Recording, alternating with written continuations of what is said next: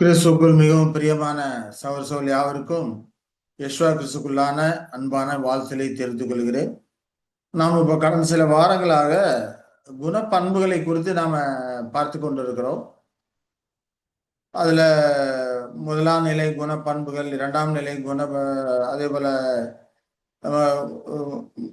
உயர் பிரதான குணநலன்கள், அதே போல தாழ்நிலை பிரதான குணநலன்கள், இரண்டாம் நிலை குணநலன்கள், மூணாம் நிலை குணநலன்கள், அந்த காரியங்களை பார்த்தோம். இப்போ மூன்றாம் நிலை குணநலன்களை குறித்து நாம பார்த்து கொண்டிருக்கிறோம். அந்த மூன்றாம் நிலை குணநலன்கள் அப்படிங்கிறது ஒரு கூட்டு குணநலன்களாக இருக்குது. அது ஒரு கூட்டு குணநலன்கள் அப்படிங்கிறத நாம ஏற்கனவே பார்த்துருக்கிறோம். அதாவது உயர் பிரதான குணநலன்கள், தாழ்நிலை பிரதான குணநலன்கள், இரண்டாம் நிலை குணநலன்கள், இவையெல்லாம் சேர்ந்து இயங்கும்போது இந்த மூன்றாம் நிலை குணநலன்கள் அப்படிங்கிற மூன்றாம் நிலை ட்ரெஷரி கிரேசஸ் ஆங்கிலத்தில் சொல்லுவோம் இல்லைங்களா, அது உண்டாகக்கூடியதா இருக்குது. அது ஒரு 14 குணநலன்கள் இருக்கிறது. அப்ப இந்த குணநலன்கள் ஒவ்வொன்றுமே ஒருவேளை சரியான நிலையிலே இருக்கணும்.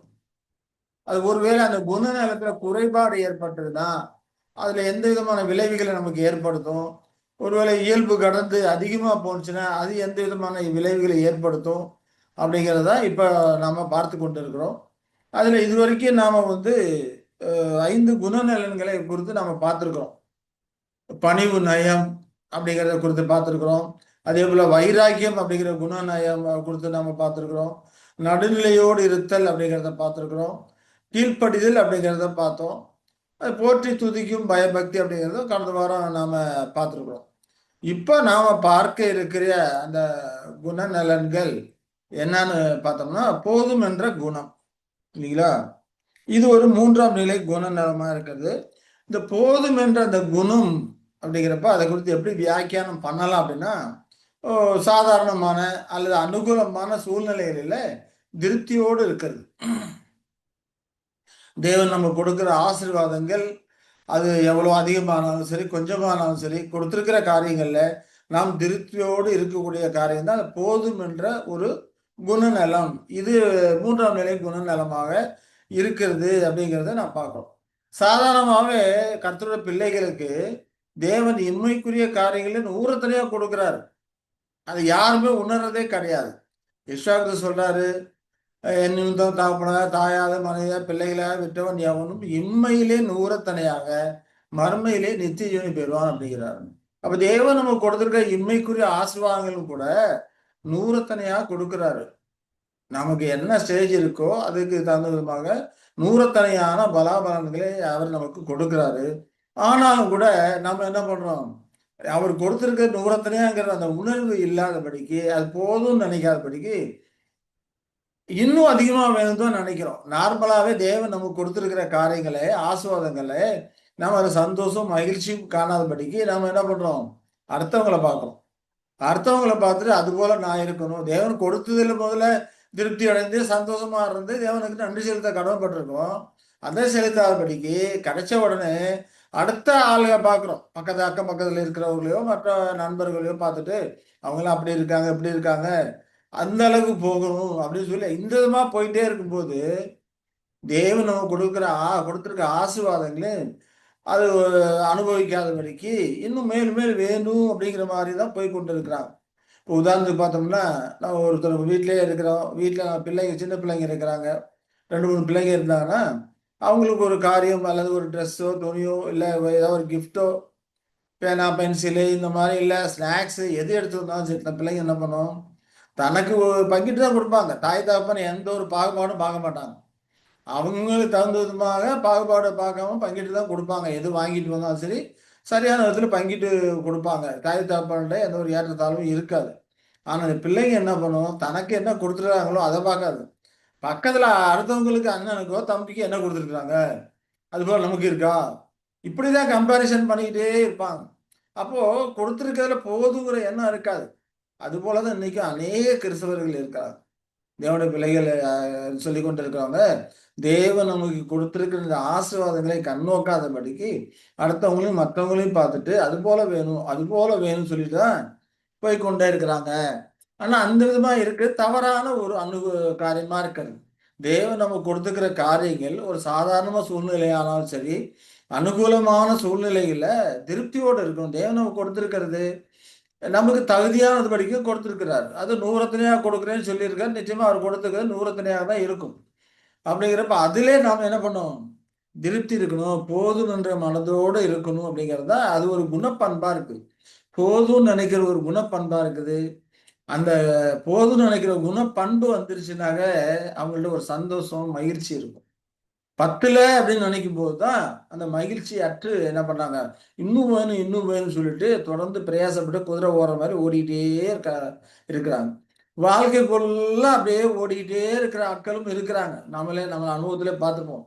காலம் பூரா அப்படியே உழைத்துக்கிட்டே ஓடிக்கொண்டே இருப்பாங்க. நாளைக்கு சேர்த்துக்கொண்டே இருப்பாங்க. நாளைக்கு அதை யார் வாரிட்டு போறாங்கன்னு நினைக்கிறது இல்லை.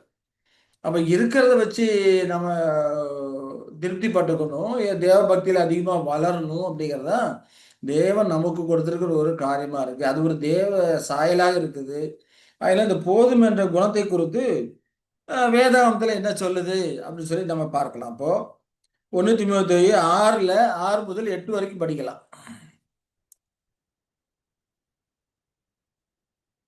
1 தீமோத்தேயு 6ல 6 முதல் 8 வரைக்கும் என்ன சொல்றாரு பார்த்தோம்னா,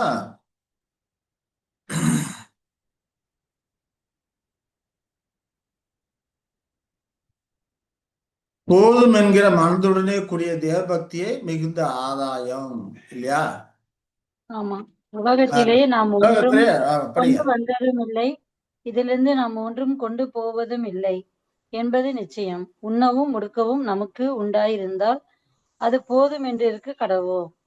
அப்ப இங்க என்ன தெளிவா சொல்ற, போதும் நம்ம நினைக்கிற அந்த மனதுடனே குணப்பண்பு கூடிய மனசு அதோட கூட தேவபக்தியோடு இருந்தோம்னா அது நமக்கு மிகுந்த ஆதாயமான ஒரு காரியம் அப்படிங்கிறார் இல்லையா? ஏன் போதும்னு நினைச்சுக்கிட்டு நம்ம தேவபக்தியில வளர்ந்தோம் மிகுந்த ஆதாயம் அப்படிங்கிறாரு? ஏன்னாக்க இந்த காரியம் இந்த போதும் இந்த உலக ஆசீர்வாதங்கள்லாம் அழிந்து போகக்கூடிய காரியம். அப்ப இது தேவன் கொடுத்துருக்க போதும்னு நினைச்சிட்டு மேற்கொண்டு கிறிஸ்துவ சிந்தையை கிறிஸ்து சாயலை வளர்த்து கொண்டே இருப்போமானால், தேவபக்தி ஏதுவான காரியங்களை வளர்த்து கொண்டே குணப்பண்புகளை வளர்த்து கொண்டே இருப்போமானால், ஏன்னா இந்த தேவன் கொடுத்த அந்த தேவ சாயல் அந்த குணப்பண்புகள் எல்லாமே விழுந்து போனதுனால இழந்துட்டோம். இப்ப இதெல்லாம் திரும்ப பெறணும். இந்த குணசாயலை திரும்ப பெற்றோமானால் இது மறுமைக்கும் நித்திய காலத்துக்கு இருக்கக்கூடிய ஒரு காரியமா இருக்குது. ஆனா இப்ப இன்மைக்குரிய அந்த ஆசீர்வாதங்கள் எல்லாமே சொற்ப காலத்துக்கு தான். இந்த காலகட்டத்தில் எவ்வளவு காலம் உயிரோடு இருக்க போறோமோ அவ்வளவு காலத்துக்கு தான் அது தேவைப்படக்கூடியதா இருக்குது. அதற்கப்புறம் நம்ம மறித்ததுக்கு அப்புறம் உயிரோடு வரும்போது நாம் வளர்த்து கொண்ட இந்த குண பண்புகள் இருக்குதே, இதுதான் நம்மளோட தொடர்ந்து வரக்கூடியதா இருக்கிறது. அதனால இதை நாம சேர்க்கணும்.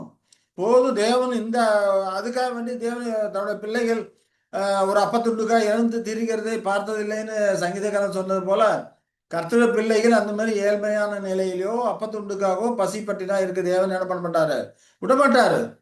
அப்ப அவங்களுக்கு தேவையான கொடுக்குறாரு. ஆனா நாம கொடுத்திருக்கிற காரியங்கள் போதும்னு நினைக்கணும் அப்படிங்கிறது தான் இந்த ஒரு அருமையான ஒரு குணப்பண்பாக அது இருக்குது அப்படின்னு சொல்லி நம்ம பார்க்கிறோம். அப்ப அதுதான் ரொம்ப மிகுந்த ஆதாயம் அப்படிங்கிறார். உலகத்துல நாம் வரும்போது ஒன்றும் கொண்டு வந்ததும் இல்லை, போகும்போது ஒன்றும் கொண்டு போக போறது இல்லை. அதனால நமக்கு தேவனும் உண்டும் உடுக்கவும் கொடுத்திருந்தோம் அது போதும் அப்படின்னு நினைக்க கடவோம் நினைக்க பவுல போசனுங்க நமக்கு அறிவுறுத்துகிறதை நாம பார்க்கிறோம். அதே போல் சாலமோன் ஞானியும் சொல்றாரு. நீதிமொழிகள் 15:16 பாருங்க. நீதிமொழிகள் 15 சாரி நீதிமொழிகள் சொன்ன ஆமா நீதிமொழிகள் 15:16 என்ன சொல்றாரு? சஞ்சலத்தோடு கூடிய அதிக பொருளிலும் கர்த்தரை பற்றும் பயத்தோடு கூடிய கொஞ்ச பொருளே உத்தமம். சஞ்சலத்தோடு அதிக பொருள் இருக்கிறது காட்டிலும் கர்த்தரை பற்றும் பயத்தோடு இருக்கக்கூடிய கொஞ்சம் பொருளும் ஒரு இருந்தா அதே போதும். அப்ப இங்கே என்ன சொல்றாரு? போதும், கொஞ்சமா இருந்தாலும் அது நமக்கு போதும் அப்படிங்கிறது தான் உத்தமமான ஒரு காரியம். நிறைய இருக்குது, நிறைய பொண்ணு பொருள் இருக்கு, செல்வ வளங்கள் நிறைய இருக்குது, ஆசைகள் நிறைய இருக்கு. ஆனா நிறைய இருந்தும் சஞ்சலப்பட்டு கொண்டு இருக்கிறதை காட்டிலும் கொஞ்சமா இருந்தாலும் கர்த்தரை பற்றி பயத்தோடு கூடிய அந்த கொஞ்சமா இருந்தாலும் அதுவே போதுமானது. அதுதான் உத்தமமான ஒரு காரியம், அது ஞானமான ஒரு காரியம் நாங்கள் சொல்கிறதை நம்ம பார்க்கிறோம்.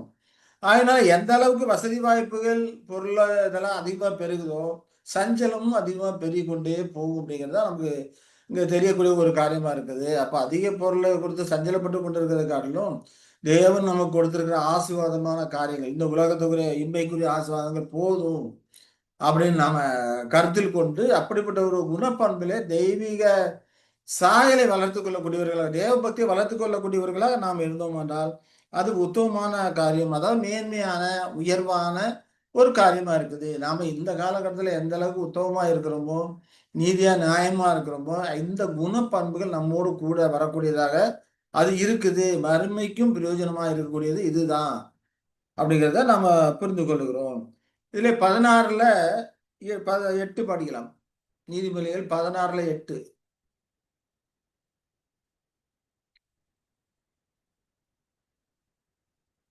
இங்க இதே காரியத்தை இன்னொரு விதமா சொல்றார்.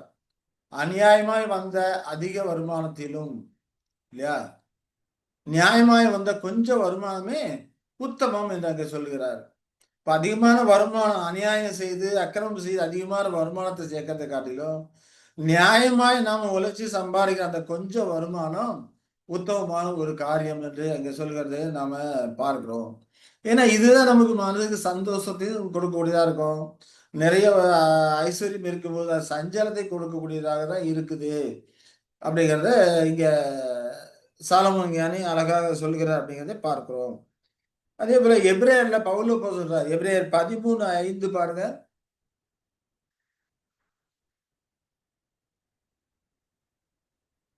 எபிரேயர் 13:5 என்ன சொல்றாரு?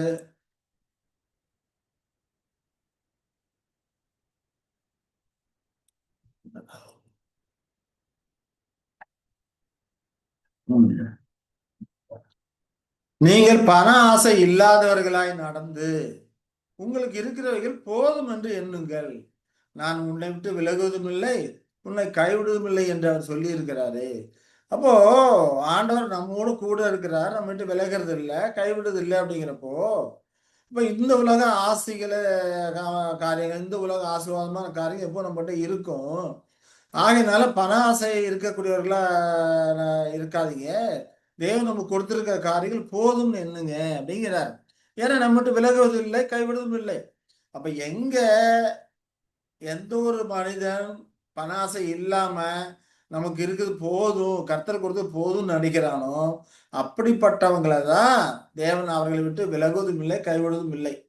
அப்ப இந்த காரியங்களே பணாசை இல்லாதவங்க இருக்கிறவங்களா இருந்தாதான் அவர் நம்மை கைவிடுவதும் இல்லை, விலகுவதும் இல்லை என்று அங்க சொல்லி இருக்கிற காரியம் நடக்கும்.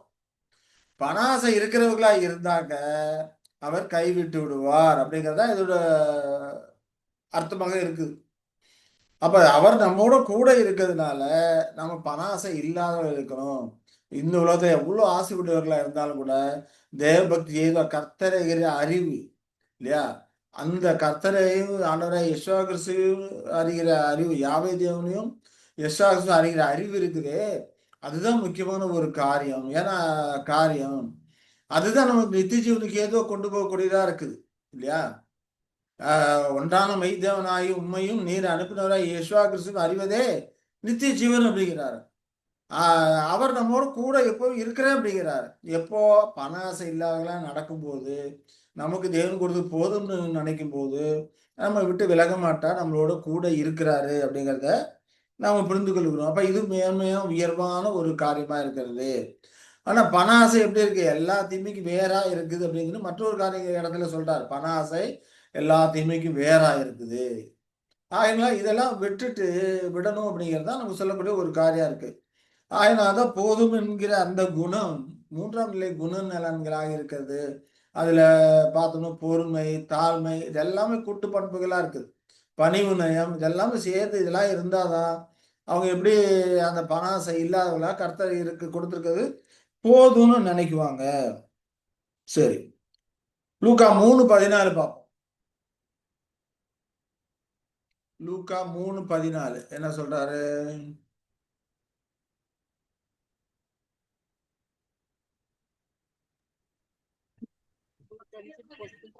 யோவான்ட்ட கேக்குறாங்க. 3:14 யோவான் எல்லாருக்கும் பிரதியுத்தரமாக, நான் ஜலத்தினால் உங்களுக்கு ஞானஸ்நானம் கொடுக்கிறேன். என்னிலும் வல்லவர் ஒருவர் வருகிறார். அவருடைய பாத ரட்சைகளின் வாரை அவிழ்த்து அதுல போடும். லூக்கா 3:14. லூக்கா போர் சேவகரும் அவனை நோக்கி, நாங்கள் என்ன செய்ய வேண்டும் என்று கேட்டார்கள். அதற்கு அவன், நீங்கள் ஒருவருக்கும் இடுக்கண் செய்யாமலும் பொய்யாய் குற்றம் சாட்டாமலும் உங்கள் சம்பளமே போதும் என்று இருங்கள் என்றான். இங்க யோவானும் அதை தான் அறிவு சொல்றார். யோவான் சாணகின்ற அவருடைய பிரசங்கத்தை கேட்டு அநேகர் மனம் மாறுறாங்க, பாவ மன்னிப்புக்கிட்டு ஞானசானம் எடுக்கிறாங்க. அப்போ போர் சேவரும் கூட அவரை நோக்கி கேட்கறாங்க, இப்ப நாங்க என்ன செய்யணும், நாங்களாம் போர் சேவரா இருக்கிறோமே, இப்ப நாங்களாம் என்ன செய்யணும், நாங்க எப்படி நடக்கணும் அப்படின்னு சொல்லி கேட்கும்போது அதற்கு அழகா சொல்றாரு, ஒருவருக்கும் நீங்க எடுக்குன்னு செய்யாதீங்க, பொய்யா யாரையும் குற்றம் சாட்டாதீங்க, போர் சேவரா இருக்கணும் அப்படிங்கிறத பொய்யா யாரையும் குற்றம் சாட்டாதீங்க, உங்கள் சம்பளமே போதும் என்று எண்ணுங்கள் என்று அங்க சொல்வதை பார்க்கிறோம் இல்லையா? அப்ப அதை அங்க பவுலப்பன் சொன்னதை இங்கே சொல்ல, போதும் என்கிற மனதோட தேவபக்தி மிகுந்த ஆதாயங்கிறாரு. ஆனா இங்கேயும் அப்போ அங்கே போர் சேவருக்கு அவர் கொடுக்குற அட்வைஸ் பார்த்தோம்னா, உங்கள் சம்பளமே போதும் என்று எண்ணுங்கள், லஞ்ச லாவணை எதுவும் வாங்காதீங்க, ஒருவருக்கும் இடுக்கண் செய்யாதீங்கன்னு சொல்றதை நம்ம பார்க்கிறோம். மிக 6-8 நம்ம என்ன படிக்கிறோம், கர்த்தர் நம்மிடத்துல என்ன கேட்கிறாரு, நியாயத்தை செய்து இரக்கத்தை சிநேகித்து உன் தேவனுக்கு முன்பாக மன தாழ்மையாய் நடப்பதே அல்லாமல் வேறு என்னத்தை கர்த்தர் முன்னத்தில் கேட்கிறாரு இல்லையா? நியாயம் செய்ய இரக்கத்தை சிநேகி. இப்ப நியாயம் செய்ய இரக்கத்தெல்லாம் சிநேகிக்கக்கூடியவர்களா இருப்பார்களானால் நிச்சயமா தங்கள் இருக்கிறது போதும்னு நினைக்குவாங்க. தேவனுக்கு முன்னால் மனத்தாழ்மையாய் நடந்தானா, தேவபக்தி எதுவாய் நடப்பாயானால் அதைத்தான் தேவன் கேட்கிறார், உன்கிட்ட எதிர்பார்க்கிறார். உங்ககிட்ட இருந்து நிறைய காணிக்கை கொடுக்கணும் போகணும் அதெல்லாம் எதிர்பார்க்கல, நியாயம் செய்து இரக்கத்தை சிநேகமா வச்சுக்க, தேவனுக்கு மனத்தாழ்மையா நட சொல்றதை நாம பார்க்கிறோம். இப்ப இது எல்லாமே போதும் என்கிற அந்த மனது வேணும், அந்த குணம் வேணும் அப்படிங்கிறது நமக்கு அறிவுறுத்தக்கூடியதாக இருக்குதுன்னு சொல்லி நம்ம பார்க்கிறோம். அதே போல பிலிப்பியர் 4ஆம் அதிகாரம் 11 13 வரைக்கும் படிக்கலாம். பிலிப்பியர் 4ஆம் அதிகாரம் 11 13 வரைக்கும்.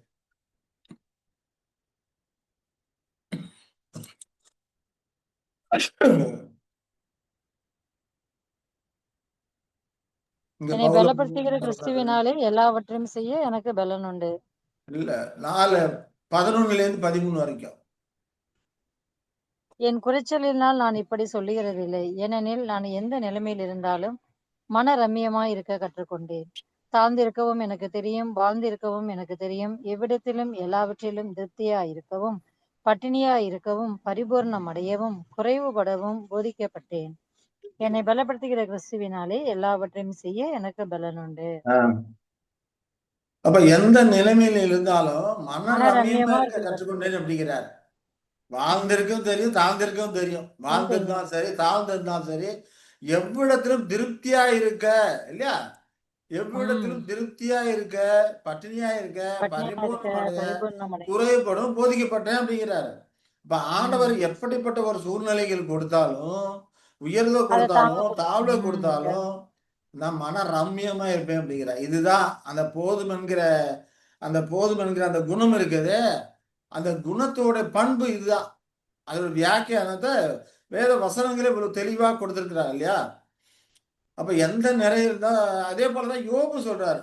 யோபு என்ன சொல்றாரு, தேவனத்தில் நன்மையை பெற்ற நாம் தீமையும் பெற வேண்டாமோ,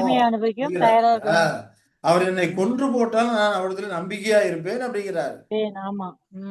ஆசீர்வாதம் கொடுத்திருக்கும் அதோட இல்லாம இது கர்த்தரிடத்துல நன்மை பெற்றணும் தீமையை பெறும் தயாரா இருக்கணும் அப்படின்னு. தீமையை தேவன் வந்து தீமையை கொடுக்கறது கிடையாது, சோதனைக்காக ஆமா தேவன் நமக்கு அனுமதிக்கும் போது அந்த காரியங்களை அப்ரிசியேட் பண்ணி நாம முறுமுறுக்காதபடிக்கு அந்த இடத்துல நம்ம எப்படி குணம் வளர்த்துக்கிறோம் அப்படிங்கிறது தான் நமக்கு வரக்கூடிய ஒரு பரீட்சையா இருக்குது. ஆகையினால தேவன் உயர்த்தி வச்சிருக்கும் போது சந்தோஷப்படுற அதே என்ன மனம் தாழ்மையா இருக்கும் போதும் அதே நிலையில இருக்கிறதுக்கு கத்துக்கொள்ளணும். அததான் இங்க சொல்றாரு, போதும் அப்படின்னு நினைக்கிறோம், எந்த நிலையில இருந்தாலும் பரிபூர்ணமும் இருக்க கற்றுக்கொண்டேன், மன ரம்யமா இருக்க கற்றுக்கொண்டேன் அப்படிங்கிறாரு. அதற்கான காரணமும் சொல்றாரு, என்னை பலப்படுத்துகிற கிறிஸ்துவினாலே இல்லையா, எல்லாவற்றையும் செய்ய. அப்ப பலப்படுத்துறான்னா இன்னொரு இடத்துல சொல்லும்போது அவர் என்னை உன்னை விட்டு விலகுவதும் இல்லை கைவிடுவதும் இல்லை சொல்லி இருக்கிறாரே இல்லையா? பணாசை இல்லாதவர்களை போதும் என்று நினைக்கும் போது உன்னை விட்டு கைவிடுவதும் இல்லை சொல்லி விலகுவதும் இல்லை கைவிடுவதும் இல்லை சொல்லி இருக்கிறாரு. அதே போல இங்கே சொல்றாரு, என்னை குறைபட்டிருக்கும் போதும் என்னை பலப்படுத்துகிறாரு. என்னை பலப்படுத்துகிற கிறிஸ்துவனா எல்லாத்தையும் செய்ய எனக்கு பலன் உண்டு அப்படின்னு சொல்லி அங்க சொல்றதை நாம பார்க்கிறோம். அப்ப இதெல்லாம் அந்த போதும் அப்படிங்கிற குணப்பண்பு இருந்தாதான் இப்படிப்பட்ட மனநிலை வரும். இல்லைன்னா இன்னும் வேணும் இன்னும் வேணும் ஓடி ஆடி அலைந்து திரிந்து கொண்டேதான் இருக்கக்கூடியவர்களா இருப்பாங்க. எதை தேடணுமோ அதை தேட மாட்டாங்க. மார்த்தாள் மரியாள் அதுல கூட ஆண்டவராய் யெஷுவா என்ன சொல்றாரு, மார்த்தாள் என்ன பண்றாங்க, இயேசு கிறிஸ்து அவங்களும் ஊழியம் தான் பண்றாங்க. இயேசு கிறிஸ்து ஊழியம் பண்ணணும், அவருக்கு சமைக்கணும், அதுக்கு செய்யற காரியங்களை முண்டி முண்டி செஞ்சுக்கிட்டு இருக்கிறாங்க. ஆனா எப்படி செய்யறாங்க, பாரத்தோடு செய்யறாங்க இல்லையா? எனக்கு உதவி பண்றதுக்கு ஆள் இல்லையே, ஒண்டியாக இருந்து கஷ்டப்படுறானே, பாரத்தோடு செய்யறாங்க. ஆனா மரியாள் என்ன பண்றாங்க, இயேசுவின் பாதத்தில் உட்கார்ந்து அவருடைய வார்த்தைகளை கேட்டுக்கொண்டிருக்கிறார். பாரத்தோடு அவளை எங்களுக்கு உனக்கு உதவி செய்ய அனுப்புன்னு சொல்லி ஆண்டவர்கிட்ட கேட்கும்போது ஆண்டவர் என்ன சொல்றாரு, மரியாள் தன்னை விட்டு எடுபடாத நல்ல பங்கை தேர்வு செய்து கொண்டாள் அப்படிங்கிறார். நீ அநேக காரியங்களை குறித்து கவலைப்படுற மார்த்தாலே, நீ அநேக காரியங்களை குறித்து கவலைப்படுற, மரியாள் தன்னை விட்டு எடுபடாத நல்ல பங்கை தேர்வு செய்தார் அப்படின்னு சொல்லி அங்க சொல்றதை பார்க்கிறோம். அப்ப கர்த்தரோட பிள்ளைகள் தேவன் கொடுத்து போதும் என்று கருதி அதற்கு மேலாக தேவன் வாசகம் வச்சிருக்க மறுமையிலே தேவனுடைய ராஜ்யத்திலே மிகுந்த சந்தோஷம் மகிழ்ச்சியுமா இருக்கும்படிக்கு நித்திய காலமா ஜீவனோடு இருக்கும்படி நிச்சயவனை கொடுக்க இருக்கிறாரு. அதுக்கு தகுந்த மாதிரி நம்ம பிரயாசப்படணும். இன்னொருத்துல சொல்லும்போது கூட அழிந்து போகிற போஜனத்துக்காக அல்ல, என்றென்றும் நிலை நிற்கிற நித்திய ஜீவனுக்காக நீங்க கிரியை நடப்பீங்கன்னு சொல்றாரு இல்லைங்களா? அப்ப ஆகையினால நமக்கு இந்த காலகட்டத்தில் கொடுத்துருக்க அந்த ஆசீர்வாதங்கள் போதும் நினைக்கக்கூடிய அந்த குணம் வளரணும்.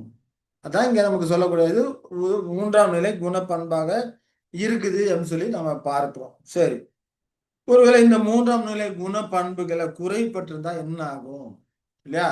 போதுங்கிற எண்ணம் இல்ல, குறைவுபட்டிருந்தா, இந்த குணம் குறைவுபட்டிருந்தா அப்ப என்ன ஆகும் அப்படின்னு சொல்லி நாம பார்த்தோம்னா அங்கதான் அதிருப்தி வரும் இல்லையா? தேவன் நம்ம கொடுத்திருக்கிறது எப்படி கொடுத்திருக்காரு, நூறத்தினையா கொடுத்திருக்காருன்னு நம்ம பார்த்தோம் இல்லையா? இந்த நூறத்தையா கொடுத்திருக்கும் போது கூட அங்கே ஒரு அதிருப்தி வரும். அதிருப்தி வந்து அதை தொடர்ந்து என்ன வரும், முறுமுறுப்பு வரும். முறுமுறுப்பு எதனால வருது, பக்கத்துல இருக்கிறவங்களுக்கு நிறைய இருக்கு, நமக்கு கம்மியா இருக்கு. அவங்களுக்கு நல்லா இருக்கிறாங்க, நமக்கு குறைவா இருக்கு இல்லையா? இப்படி கம்பாரிசன் பண்ணும்போது அங்கே முறுமுறுப்பு வரக்கூடியதா இருக்குது. ஆனா ஏற்கனவே திருப்திகரமா கொடுத்திருக்கிறாரே அதை குறித்த நன்றி உணர்வு இல்லாதபடிக்கு உடனே முறுமுறுக்க ஆரம்பிச்சிருவாங்க, குறை சொல்ல ஆரம்பிச்சிருவாங்க. மனதுல ஒரு நிறைவு இல்லாத ஒரு தன்மை இருக்கும். இதெல்லாம் எதனால வரக்கூடியது, போதும் என்கிற அந்த குணம் குறைவுபட்டதானால் இது எல்லாமே இது தொடர்ந்து வரும் அப்படின்னு சொல்லி நம்ம பார்க்கிறோம். சரி, அதற்கான வசனங்களை நாம பார்க்கலாம். சங்கீதம் 59:15 பார்க்கலாம்.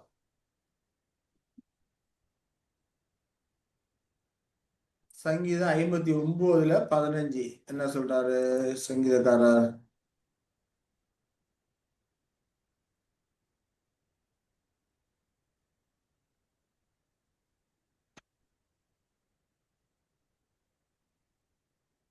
அவர்கள் உணவுக்காக அலைந்து திரிந்து திருப்தி அடையாமல் இருக்கிறார்கள் இல்லையா? திருப்தி அடையாமல் இல்ல, முறுமுறுத்து கொண்டிருப்பார்கள். யாரு, துன்மார்க்கர் இல்லையா? துன்மார்க்கரை குறித்து சொல்லும் போது உணவுக்காக அலைந்து திரைந்து திருப்தி அடையாம முறுமுறுத்து கொண்டிருப்பாங்க. திருப்தி அடையல என்ன அர்த்தம், தேவன் அவனுக்கு கொடுக்கலன்னு இல்லை. ஆண்டவர் நல்லவர்களுக்கும் பொல்லாதவர்களுக்கும் சூரியனை உதிக்க பண்ணுகிறாரு, மழையை வருவிக்க பண்ணுகிறாரு, கொடுத்துக்கிட்டு தான் இருக்கிறாரு. ஆனாலும் திருப்தி அடையாம இருக்கிறதுனால இன்னும் வேணும் இன்னும் வேணும் சொல்லிட்டு அலைந்து திரிந்து கொண்டே இருக்கிறாங்க. திருப்தி அடையாதபடிக்கு முறுமுறுத்து கொண்டே இருக்கிறாங்க. அப்படிப்பட்ட முறுமுறுப்பு நம்ம வரக்கூடாது அப்படிங்கிறதுக்காக தான் இங்க சொல்றார், போதும்னு நினைங்க. போதும்னு நினைச்சு தேவபக்திக்கு ஏதுவாக முயற்சி பண்ணும்போது அது நமக்கு மிகுந்த ஆதாயமான ஒரு காரியமா இருக்கும் என்று நமக்கு சொல்லுகிறதை நம்ம பார்க்கிறோம். யாத்திராகமம் 15:24 படிக்கலாம். யாத்திராகமம் 15:24 என்ன சொல்றாரு,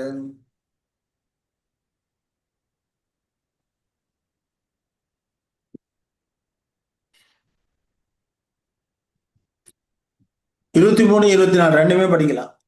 15ல 23, 24.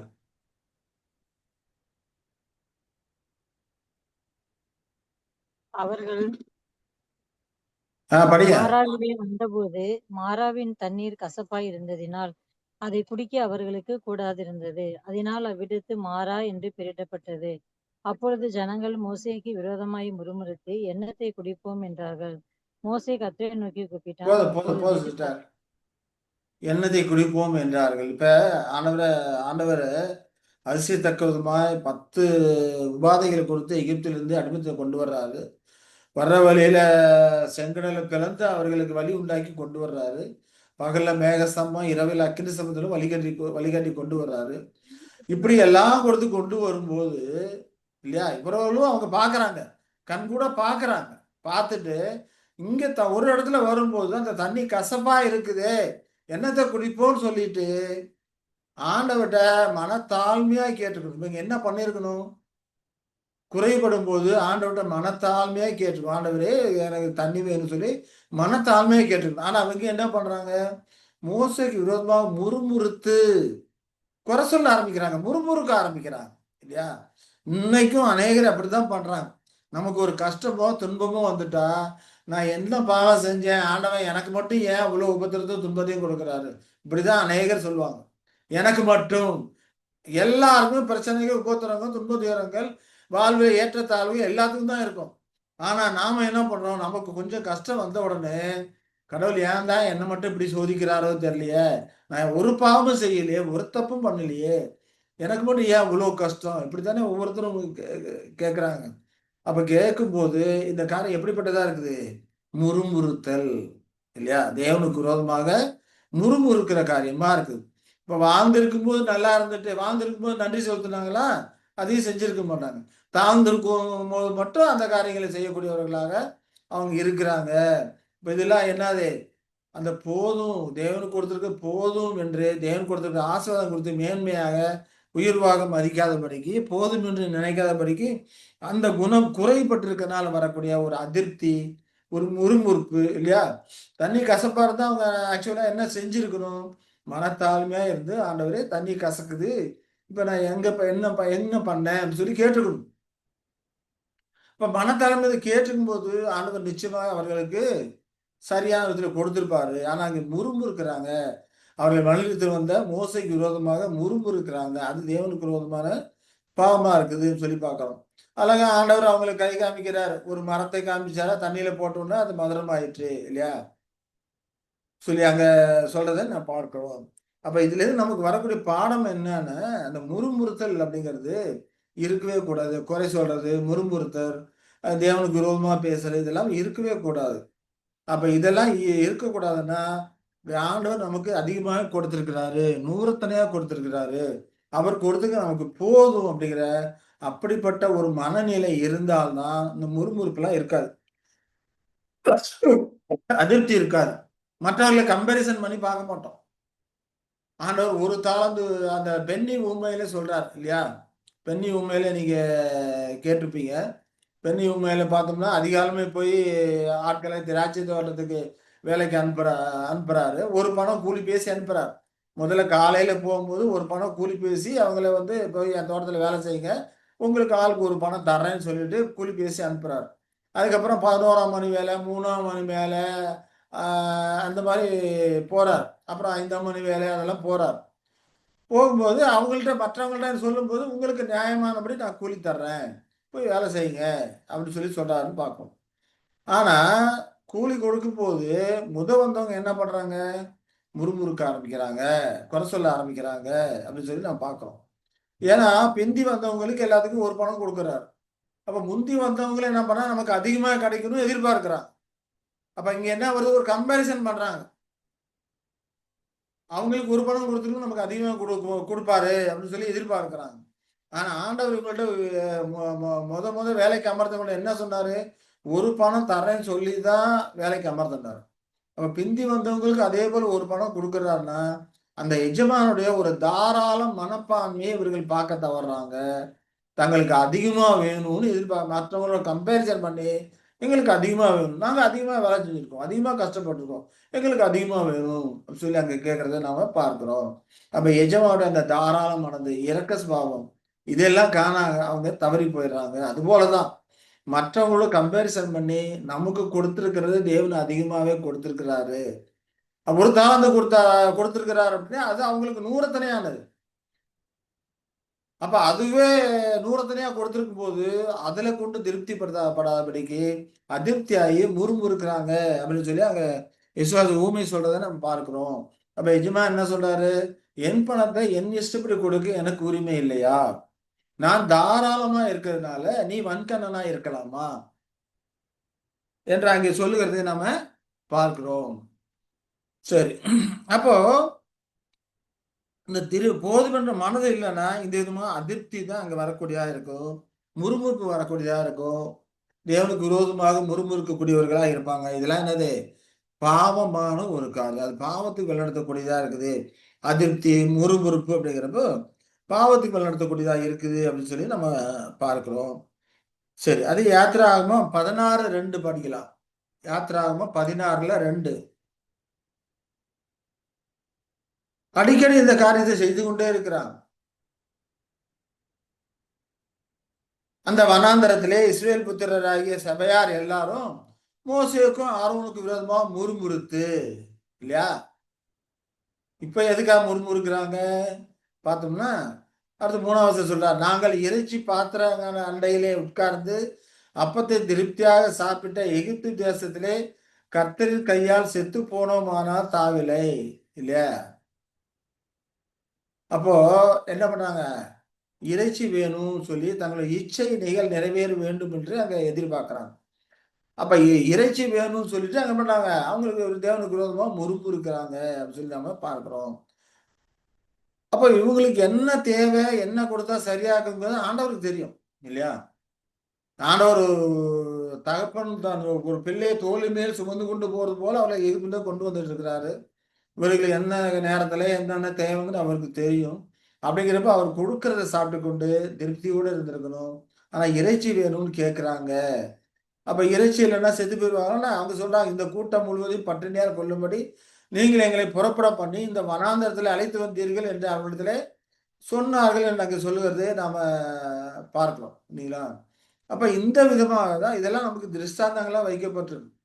யுகத்தின் முடிவு காலத்துல நமக்கு எச்சரிப்பு உண்டாகும்படிக்கு எழுதப்பட்டும் இருக்குதுன்னு சொல்லிட்டு அப்போஸ்தலன் பவுல் 1 கொரிந்தியர் 10ஆம் அதிகாரத்துல சொல்றாரு அப்படிங்கிறத நம்ம பார்க்கிறோம் இல்லைங்களா? அப்போ தேவன் கொடுத்திருக்கிற ஆசீர்வாதங்கள், அதிசயத்துக்கும் வழிநடத்தக்கூடிய காரியங்கள்ல அவருக்கு என்ன பண்ணல? திருப்தி போதும். தேவன் நமக்கு போதும்னு சொல்லி அங்க நினைக்கல அப்படிங்கிறத நம்ம பார்க்கிறோம். அப்ப போதுங்கிற எண்ணம், அந்த குணம் குறைபடும்போது இந்த முறுமுறுப்பு, அதிருப்தி இதெல்லாம் ஏற்படக்கூடியதா இருக்கிறது. சரி. சங்கீதம் 106:25 படிக்கலாம். சங்கீதம் 106:25 என்ன சொல்றாரு? அங்கேயும் இதே சொல்றார். கர்த்தருடைய சத்தத்துக்கு செவி கொடாமல் தங்கள் கூடாரங்களிலே முறுமுறுத்தார்கள் இல்லையா? 24ல பார்த்தோம்னா அவருடைய வார்த்தையை விசுவாசியாமல் இச்சிக்கப்படத்தக்க தேசத்தை அசட்டை பண்ணினார்கள். எதற்காக அவர்களை அழைச்சிட்டு போறாரு? அவர்களை ஆசுவாதமான ஒரு தேசத்துக்கு கொண்டு போறார். பாலும் தேனும் ஓடுகிற தேசத்துக்கு கொண்டு போற அப்படிங்கிறாரு. ஆனா அதை அசட்டை பண்றாங்க. அந்த வார்த்தையை அவருடைய வார்த்தையை விசுவாசியாம அந்த இச்சிக்கப்படத்தக்க அந்த தேசத்தை ஆசைப்படக்கூடிய அந்த தேசத்தை அசட்டை பண்றாங்க. கர்த்தர் சத்தத்துக்கு செவி கொடுக்கல. தங்கள் கூடாரங்களில் முறுமுறுத்தார்கள் அப்படின்னு சொல்லி அங்க பார்க்கிறோம். இதெல்லாம் என்னது? அதிருப்தி, உலக பிரகாரமான காரியங்கள்ல குறைபடும் போது வரக்கூடிய ஒரு அதிருப்தி, அந்த அதிருப்தினால வரக்கூடிய முறுமுறுப்பு, அதனால வரக்கூடிய மன நிறைவின்மை, ஆகையினால அவங்க முறுமுறுத்து தேவனுக்கு விரோதமா பாவம் செய்றாங்க அப்படிங்கிற காரியங்கள் நம்ம பார்க்கிறோம். அப்ப போதும் என்கிற அந்த மனம் அந்த குணப்பண்பு குறைபட்டா கர்த்தருக்கு விரோதமாக முறுமுறுக்க ஆரம்பிச்சுருவாங்க. அதிருப்தி வந்துரும். ஒரு சந்தோஷம் இருக்காது. போதும் என்கிற மனம் இருந்ததுன்னா, கர்த்தர் கொடுத்திருக்க ஆசீர்வாதம் நூறத்தனையா இருக்குன்னு சொல்லிட்டு அதுல மகிழ்ச்சிகரமாக சந்தோஷப்பட ஆரம்பிப்பாங்க. திருப்திகரமா இருப்பாங்க. அதனால கர்த்தரை மகிமைப்படுத்த ஆரம்பிப்பாங்க. கர்த்தருக்கு பிரியமா நடக்க ஆரம்பிப்பாங்க. அது அவர்களை நித்திய ஜீவனுக்கு ஏதுவாக வழிநடத்தக்கூடியதாக இருக்கும் அப்படின்னு சொல்லி நாம பார்க்கிறோம். சரி, மத்திய 20:12 படிக்கலாம்.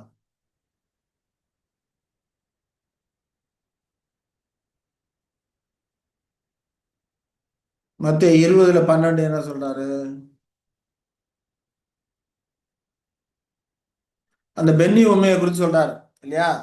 பென்னி உண்மையை சொல்லும்போது, பிந்தி வந்தவர்களா இவர்கள் 1 மணி நேரம் மாத்திரம் வேலை செஞ்சாங்க, பகலில் கஷ்டத்தையும் வெயிலின் உஷ்ணத்தையும் சகித்த எங்களுக்கு இவர்களை சமமாக்கினீரே என்று முறுமுறுத்தார்கள் என்று பார்க்கிறோம். அப்ப மற்றவர்களோட கம்பேரிசன் பண்ணி பார்க்கும்போது இவர்கள் முறுமுறுக்கிறாங்க. கர்த்தருடைய பிள்ளைகள் தேவன் நமக்கு கொடுக்கிற ஆசீர்வாதங்களை தான் கண்ணோக்கி பார்க்கணும் இல்லையா? கொடுக்காத காரியங்களை எண்ணிட்டு மற்றவர்கள் கம்பேரிசன் பண்ணிட்டு முறுமுறுக்க கூடாது கூடாது. அது பாவமான காரியமா இருக்குது. இப்போ உதாரணத்துக்கு பார்த்தோம்னா ஏவாளுக்கு எவ்வளவு ஆசீர்வாதங்கள் கொடுத்திருக்கிறார் தேவன் இல்லைங்களா? ஜீவ விருட்சத்துக்கான கனியெல்லாம் சாப்பிட்டுக்கலாம், என்றென்றும் ஜீவனோடு இருக்கும்படி செஞ்சு கொடுத்திருக்கிறாரு. ஒரே ஒரு விலக்கப்பட்ட கனி, ஒரு வகை மரத்தை மட்டும் நீங்க அந்த கனி மட்டும் சாப்பிடாதீங்க, சாப்பிட்டீங்கன்னா செத்துருவீங்க, செத்துக்கொண்டே சாவீங்கன்னு சொல்லியிருக்கிறார் இல்லையா? தேவன் இவர்களுக்கு தெய்வ சாயலை உண்டாக்கி இருக்கிறாரு, தேவ சாயலை உண்டாக்கி இருக்கிறாரு. அது மட்டும் இல்லாம பூமியை ஆள்படிக்கான ஆளுகையை கொடுத்திருக்கிறாரு. இவ்வளவு ஆசீர்வாதங்களுக்கு தேவ சாயல்படி தான் உண்டாக்கப்பட்டிருக்கிறாங்க. அப்ப பூமியை ஆளுவதற்கு கொடுத்திருக்கிறாரு.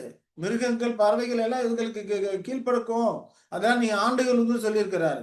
இவ்வளவு ஆசீர்வாதங்களை கொடுத்திருக்கும் போது அவங்க என்ன நினைக்கிறாங்க? தேவதூதர்களை போல் ஆகணும்னு வாஞ்சிக்க ஆரம்பிக்கிறாங்க. அதற்கு இந்த கனியை சாப்பிட்டா அப்படி ஆயிரலாம் அப்படின்னு சாத்தான் ஒரு வஞ்சனையான ஒரு பொய்ய சொன்ன உடனே தேவன காரியங்களை விட்டுட்டு இந்த காரியங்களை செஞ்சிடறாங்கன்னு சொல்லி பார்க்கிறோம். அதனால பாவத்துக்கு உள்ளாகிறாங்க.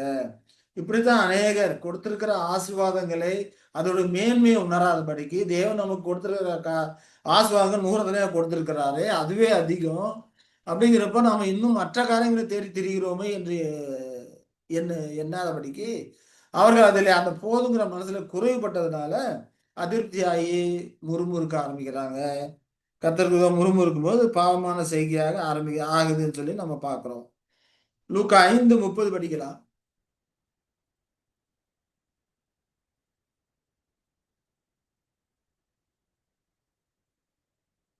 5:30 என்ன சொல்றாரு? இங்கேயும் அதே போல முறுமுறுப்பு. வேதபாரகரும் பரிசேயரும் அவருடைய சீசருக்கு விரோதமாக முறுமுறுத்து, நீங்கள் ஆயக்காரரோடும் பாவிகளோடும் போஜனம் பண்ணுகிறது என்னவென்று கேட்டார்கள் இல்லையா? அப்போ இங்க என்னது? கம்பாரிசன். அப்ப இவங்களோட மனசுல என்ன? மனத்தாழ்மை கிடையாது. நாங்கெல்லாம் நீதிமான்கள், நாங்களாம் பாவம் செய்யாதவங்க, நாங்க நியாயப்பிரமாணத்தை கடைபிடிக்கக்கூடிய ஆட்கள். அப்படி இருக்கும்போது நீங்க போய் பாவிகளோடு நீங்க தொடர்பு வைத்துக் கொள்ளுறீங்களே, ஆயக்காரோட பாவிகளோடு நீங்க போஜனம் பண்றீங்களே அப்படின்னு சொல்லிட்டு அங்கே என்ன வருது? முறுமுறுப்பு வருது அப்படிங்கிறத நம்ம பார்க்கிறோம் இல்லைங்களா? யேசு அவங்களுக்கு என்ன சொன்னாரு? பிணியாளிகளுக்கு தான் வைத்தியன் வேண்டியது, சுகமுள்ளவருக்கு வேண்டியது இல்லை. நீதிமான்களே இல்ல, பாவிகளை மணந்துதான் அழைக்க வந்தேன் அப்படிங்கிறார். அப்ப அவர்களுக்கு தான் வைத்தியம் தேவை. அதனாலதான் அவர்கள்ட்ட நான் போறேன். நீங்க நீதிமான்கள் நினைச்சுக்கிட்டு இருக்கீங்க, உங்களுக்கு அது தேவையில்லை அப்படிங்கிறத அங்க சொல்றதை நாம பார்க்கிறோம். அப்ப இவர்களுக்கு தேவன் நியாயப்பிரமாணத்தை கொடுத்திருக்கிறாரு, ஆசாரிய காரியங்கள் எல்லாம் கொடுத்திருக்கிறாரு, ஆசாரியர்களை வச்சிருக்கிறாரு, தேவன் தெரிந்து கொண்ட பாத்திரமா இருக்கிறாங்க. இதெல்லாம் கொடுத்திருக்கும் போது மற்றவர்களை கம்பாரிசன் பண்ணி பார்க்கறாங்க. நீங்க அங்க போய் சாப்பிடுறீங்க, இங்க போய் சாப்பிடுறீங்கன்னு சொல்லிட்டு அவரோட பாரம்பரியமான காரியங்கள் கம்பாரிசன் பண்ணும்போது அங்கே முறுமுறுப்பு, தேவ சித்தத்துக்கு விரோதமாக அங்கே ஒரு முறுமுறுப்பு வருகிறது அப்படிங்கிறத நாம பார்க்கிறோம். அப்போ ஒரு அதிருப்தி, முறுமுறுப்பு இது எல்லாமே வரக்கூடியதா இருக்குது. அப்போஸ்தலர் 6:1 அது போல ஒரு முறுமுறுப்பு வருது.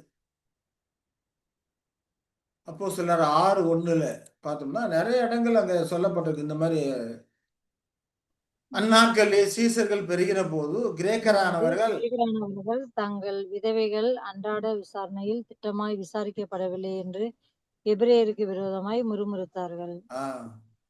தங்களுடைய விதவை இதோட சீன் என்ன நம்ம என்னன்னு பார்த்தோம்னா, அப்ப அந்த காலகட்டத்துல ஆரம்ப காலகட்ட சபையை உருவாகிற அந்த ஆரம்ப காலகட்டத்தில் எல்லாருமே சொத்து பத்தெல்லாம் வித்து என்ன பண்றாங்க?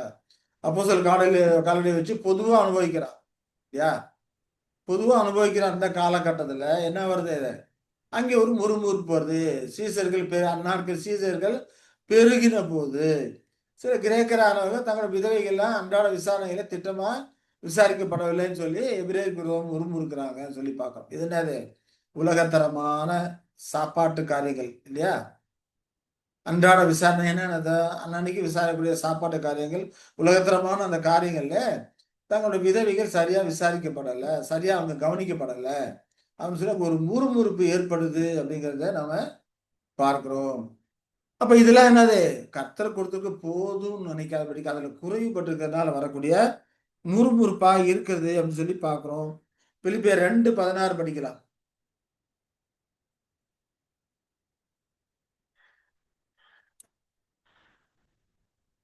பிலிப்பியர் 2:16.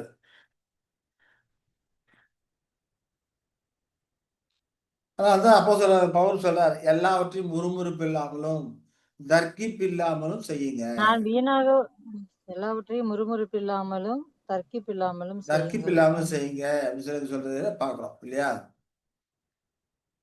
அது அது 15ல என்ன சொல்லி சொல்றாரு? கோணலும் ஆர்ப்பாட்டமான சந்ததியின் நடுவிலே குற்றமற்றவர்களும் கபடற்றவர்களும் தேவனுடைய மாசற்ற பிள்ளைகளுமா இருக்கும்படிக்கு இல்லையா? குற்றமற்றவர்களா இருக்கணும், கபடற்றவர்களா இருக்கணும், தேவனுடைய மாசற்ற பிள்ளைகளா இருக்கணும். அப்படி இருக்கிறதுக்காக வேண்டி என்ன பண்ணுங்க? முறுமுறுப்பு இல்லாம செய்யுங்க, தர்க்கிப்பு இல்லாம செய்யுங்க. அப்ப சில குறைவுகளை தேவன் அனுமதிக்கிறான்னு எதுக்காக அனுமதிக்கிறாரு? உலகபரமான ஆசீர்வாதங்கள் சில குறைவுகளை அனுமதிக்கிறாருன்னா அதைத்தான் இங்க சொல்றாரு. கோணல் மாறுபாடுமே சந்ததியின் நடுவிலே குற்றமற்றவர்களா நாங்க இங்க இருக்கணும், கபடற்றவர்களா இருக்கணும், தேவனுடைய மாசற்ற பிள்ளைகளா இருக்கணும். அப்படி இருக்கிறதுக்காக சில குறைவுகளை அனுமதிப்பாரு. அப்படி அனுமதிக்கும் போது நாம என்ன பண்ணோம்? முறுமுறுக்க கூடாது, தர்க்கிக்க கூடாது சொல்றதை நாம பார்க்கிறோம். அப்ப எல்லாருமே போதும் தேவன் கொடுத்துருக்க காரியங்கள் அத போதும்படி நினைக்கும்போது, இந்த குணப்பண்பு நம்முடைய வளரக்கூடியதா இருக்குது. படிகப்படுத்தப்படக்கூடியதா இருக்குது. குறைபடக்கூடிய காரியங்களிலும் நம்ம போதும்னு நினைச்சுட்டு, தேவனுக்கு ஒருத்தருக்கு போதும்னு வச்சு, யோபை போல, இல்ல அப்போஸ்தலனை போல மன ரம்மியமா இருக்க கற்றுக்கொண்டோமானால், இந்த பண்பு நம்மட்ட என்ன பண்ணும்? பலப்படக்கூடியதாக இருக்குதுன்னு சொல்லி நம்ம பார்க்கிறோம். அதேபோல 1 பேதுரு 4:9 பார்க்கலாம்.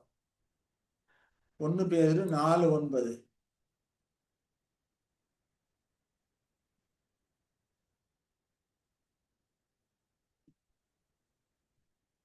அங்கேயும் அதேதான் சொல்றார். முறுமுறுப்பு இல்லாமல் ஒருவர் உபசரியுங்கள் அப்படிங்கிறார் இல்லையா?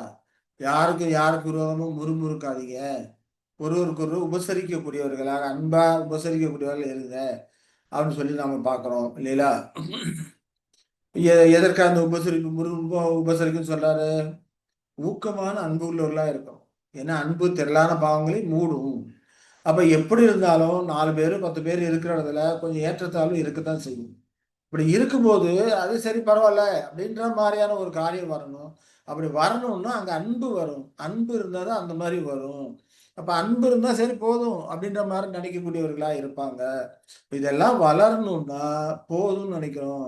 அப்ப முறுமுறுப்பு இருக்கக்கூடாது. அப்ப போதுங்கிற நினைக்கிற அந்த குணப்பண்பு குறைபட்டதுன்னா, இந்த முறுமுறுப்பு இது எல்லாமே வரும். அதனாலதான் பேதுரும் முறுமுறுக்க கூடாது சொல்றாரு. அப்போதான் பவுல் முறுமுறுக்க கூடாது சொல்றாரு.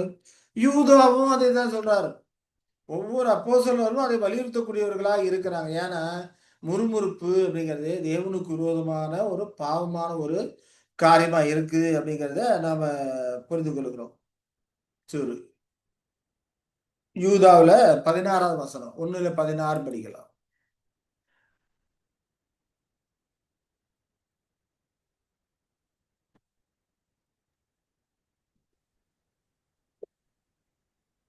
இவர்களும் முறுமுறுக்கிறவர்களும் முறையிடுகிறவர்களும் தங்கள் இச்சைகளின்படி நடக்கிறவர்களுமாயிருக்கிறார்கள். இவர்களுடைய வாய் இருமாப்பானவைகளை பேசும். தற்படிவுக்காக முகஸ்துதி செய்வார்கள். இவர்கள் முறுமுறுக்கிறவர்கள் இல்லையா? இவர்கள் அப்படிங்கிறப்ப எதை குறிக்கக்கூடியதா இருக்குது? தமக்கு விரோதமா அவபக்தியுள்ள பாவிகள் பேசின கடின வார்த்தைகள் எல்லாற்றும் நிறுத்தம் இல்லையா? அவபக்தியுள்ள ஆட்கள் இருக்கிறாங்க. இப்போ போதுங்கிற மனசுல குறைபட்டதுன்னா அப்ப எங்க என்ன வருது? அவபக்திங்கிற ஒரு காரியமா இருக்கு. தேவனுக்கு விரோதமா முறுமுறுக்கிறாங்க. இஸ்ரவேல் ஜனங்களை அவ்வளவு தூரம் வழிநடத்திட்டு வந்து இறைச்சி வேணும் அப்படின்னு சொல்லி முறுமுறுக்கிறாங்க அப்படின்னு சொன்னா அப்ப என்ன அர்த்தங்க? அங்க அவபக்தி வந்துருது, தேவனத்துல கொண்ட விசுவாச குறைபாடு வருது, அவபக்தி வருது, அதிருப்தி ஏற்படுது. ஆகையினால முறுமுறுக்கிறாங்க. அது தேவனுக்கு விரோதமான ஒரு பாவமா இருக்குது அப்படிங்கிறத நம்ம பார்க்கிறோம். இப்ப இங்கேயும் அதே போலதான் அவபக்தி உள்ள பாவிகள் பேசின கடின வார்த்தைகள் எல்லாவற்றின் நிமித்தமும் அவர்களை கண்டிக்கிறதற்கு ஆயிரம் ஆயிரமான தமது பரிசுத்தவான்கள் கூட கர்த்தர் வருகிறாரு. எதற்காக? இந்த முறுமுறுக்கு விரோதமா கண்டிக்கிறதுக்கு கர்த்தர் வருகிறாரு. அவர்கள் முறுமுறுக்கிறவர்களா இருக்கிறாங்க, முறையிடுகிறவர்களா இருக்கிறாங்க, தங்களை இச்சையின்படி நடக்கிறவர்களா இருக்கிறாங்க. இவர்களுடைய இப்படிப்பட்டவர்களா வாய் இருமாப்பானவைகளை பேசும் தற்பொழிவுக்காக முகஸ்துதி செய்வார்கள். அப்ப இவருடைய கேரக்டர் பத்திலாம் சொல்றாரு. எப்படி இவங்க நடந்துக்குவாங்க, முறுமுறுக்கிற ஆட்கள். தங்கள் இச்சையின்படி தான் நடக்கிறவர்களா அவங்க இருப்பாங்க. இப்ப இஸ்ரவேல் ஜனங்கள் இச்சையின்படி தானே இறைச்சி வேணும்னு சொல்லி முறுமுறுத்து கொண்டு இருந்தாங்க மோசேக்கு ஆரோனுக்கு விரோதமாக, இல்லையா? அப்படிதான் இருக்கக்கூடியவர்களா இருப்பாங்கன்னு சொல்றதை பார்க்கிறோம். அப்ப இந்த முறுமுறுத்தல் அப்படிங்கிற காரியம் தேவனுக்கு விரோதமான ஒரு பாவமான ஒரு காரியமாக செய்கையாக அங்க கருதப்படுகிறது சொல்லி பார்க்கிறோம். அப்ப போதுங்கிற குணம் குறைபட்டதானால் அதிருப்தி இருக்கும், முறுமுறுக்கும், முறுமுறுப்பு இருக்கும், தேவனை குறித்து குறை கூறுதல் இருக்கும், மன நிறைவு இல்லாத ஒரு தன்மை அங்க ஏற்படும். இது எல்லாமே தேவனுக்கு விரோதமான ஒரு பாவமான காரியமா இருக்குன்னு சொல்லி பார்க்கிறோம். சரி, ஒருவேளை இந்த பண்பு போதும் அப்படிங்கிற குணம் இயல்புக்கு மீறி அதிகமா போச்சுன்னு வச்சுக்கோங்க. குறையாம இருக்கக்கூடாது, இயல்புக்கு மீறி அதிகமா போகக்கூடாது. அது ஒரு பேலன்ஸ் பண்ணி தான் இருக்கணும். அவை குறைவா இருந்தா இப்படி பாவமான காரியங்கள் முறுமுறுத்து பாவமான காரியங்கள் செய்யறாங்க. இயல்புக்கு மீறி அதிகமா போச்சு, போதும் போதும் அப்படிங்கிற இயல்புக்கு மீறி அதிகமா போச்சுன்னு சொல்லி வச்சுக்கோங்க. அங்க என்ன நடக்கும்? அவங்க எப்படிப்பட்ட இயல்பா இருக்கும் அப்படின்னு சொல்லி நாம பார்த்தோம்னா, தீமையை பொறுத்து கொள்ளக்கூடியவர்களா இருக்காங்க. தீதான காரியங்களே பாவமான காரியங்கள்லாம் பொறுத்து கொள்ளக்கூடியவர்களா இருப்பாங்க. அதை எதிர்த்து செயல்பட மாட்டாங்க. தீமையான காரியங்கள், பாவமான காரியங்கள் வரும்போது அதை நம்ம பொறுத்து கொள்ள முடியாது. அதை எதிர்த்து தான் நம்ம செயல்படணும். ஒழுக்க நெறியை பயிற்றுவிக்கணும். உதாரணத்துக்கு பார்த்தோம்னா நம்முடைய பிள்ளைகள் தீமையான ஒரு காரியங்களை செய்யறாங்க அப்படின்னா அதற்கு எதிர்த்து நமக்கு நாம நம்மளுடைய செயல்பாட்டை காண்பிக்கணும். பிள்ளைகள் அந்த நேரத்துல கண்டித்து உணர்த்தணும். ஒழுக்க நெறியை அவர்களுக்கு பயிற்றுவிக்கணும், இல்லையா?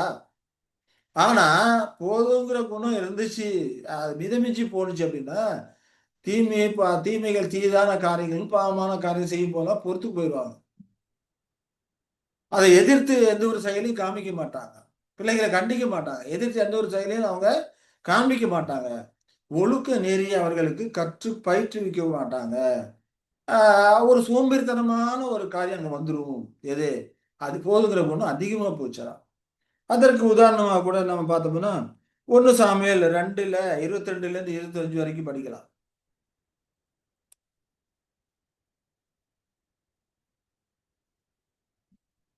1 சாமுவேல் 2ல 22ல இருந்து 25 வரைக்கும் என்ன சொல்றாரு?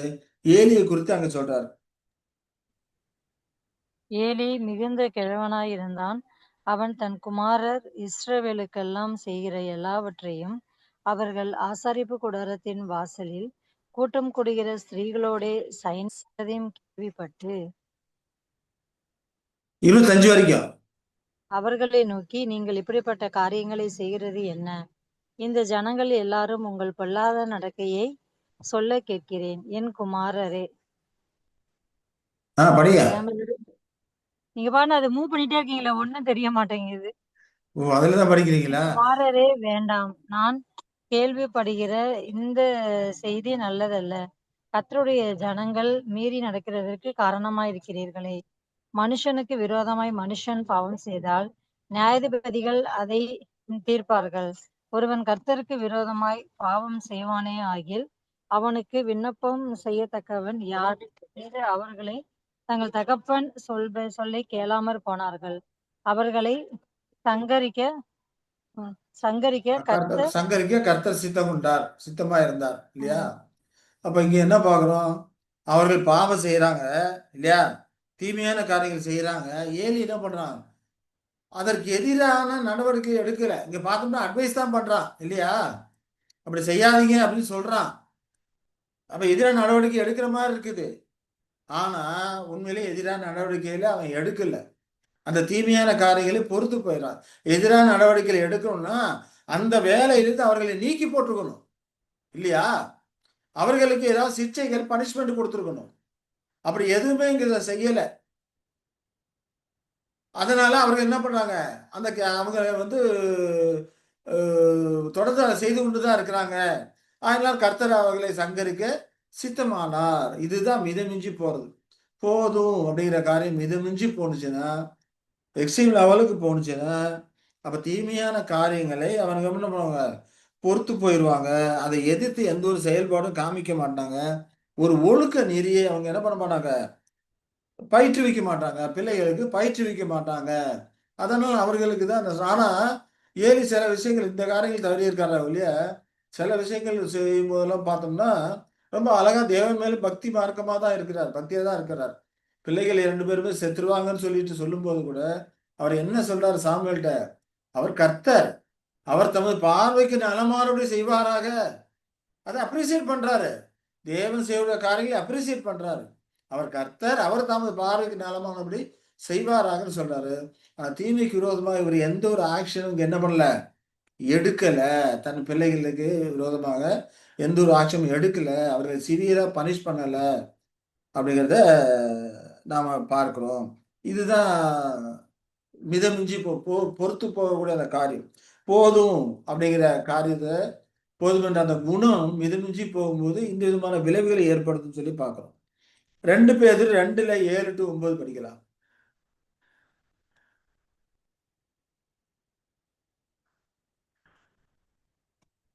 2 பேதுரு 2ல 7 முதல் 9 வரைக்கும்.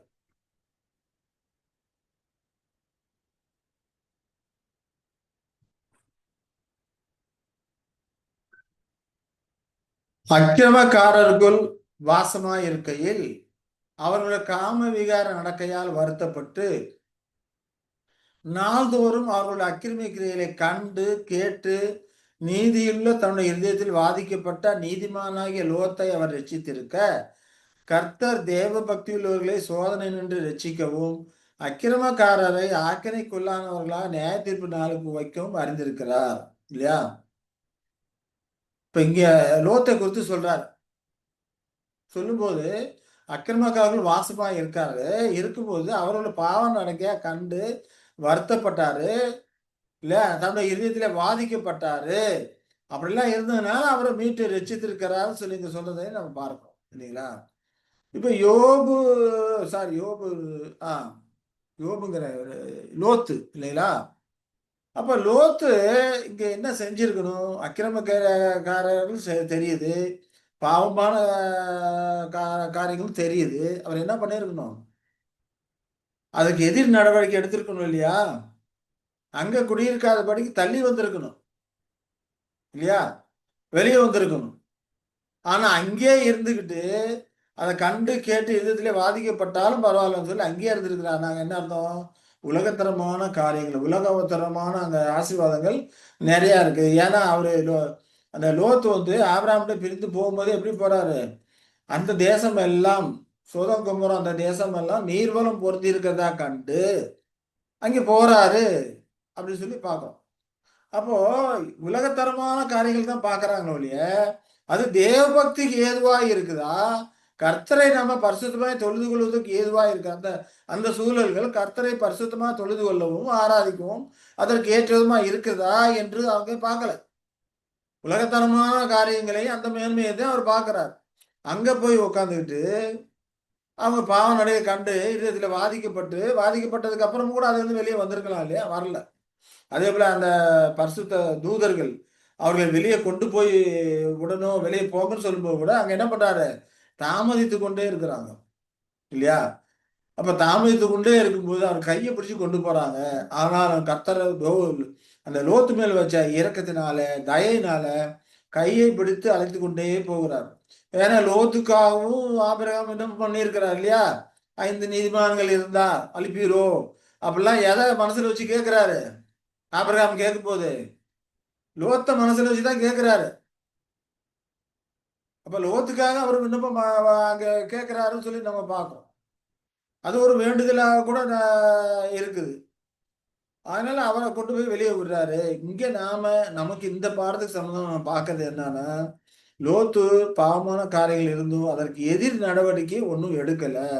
ஒண்ணு அந்த தேசத்தை விட்டு வேற தேசத்துக்கு வந்திருக்கணும். தேவனை பரிசுத்தமாய் தொழுது கொள்வதற்கு ஏற்றமாய் அவர் வந்திருக்கணும். அந்த காரியங்களை அவர் செய்யல அப்படின்னு சொல்லி நம்ம அங்க பார்க்கிறோம்.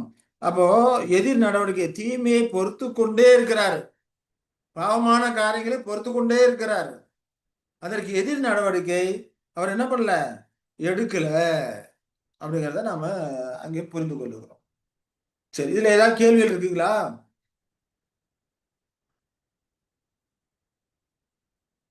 கேள்விகள் எதுவும் இருக்கா?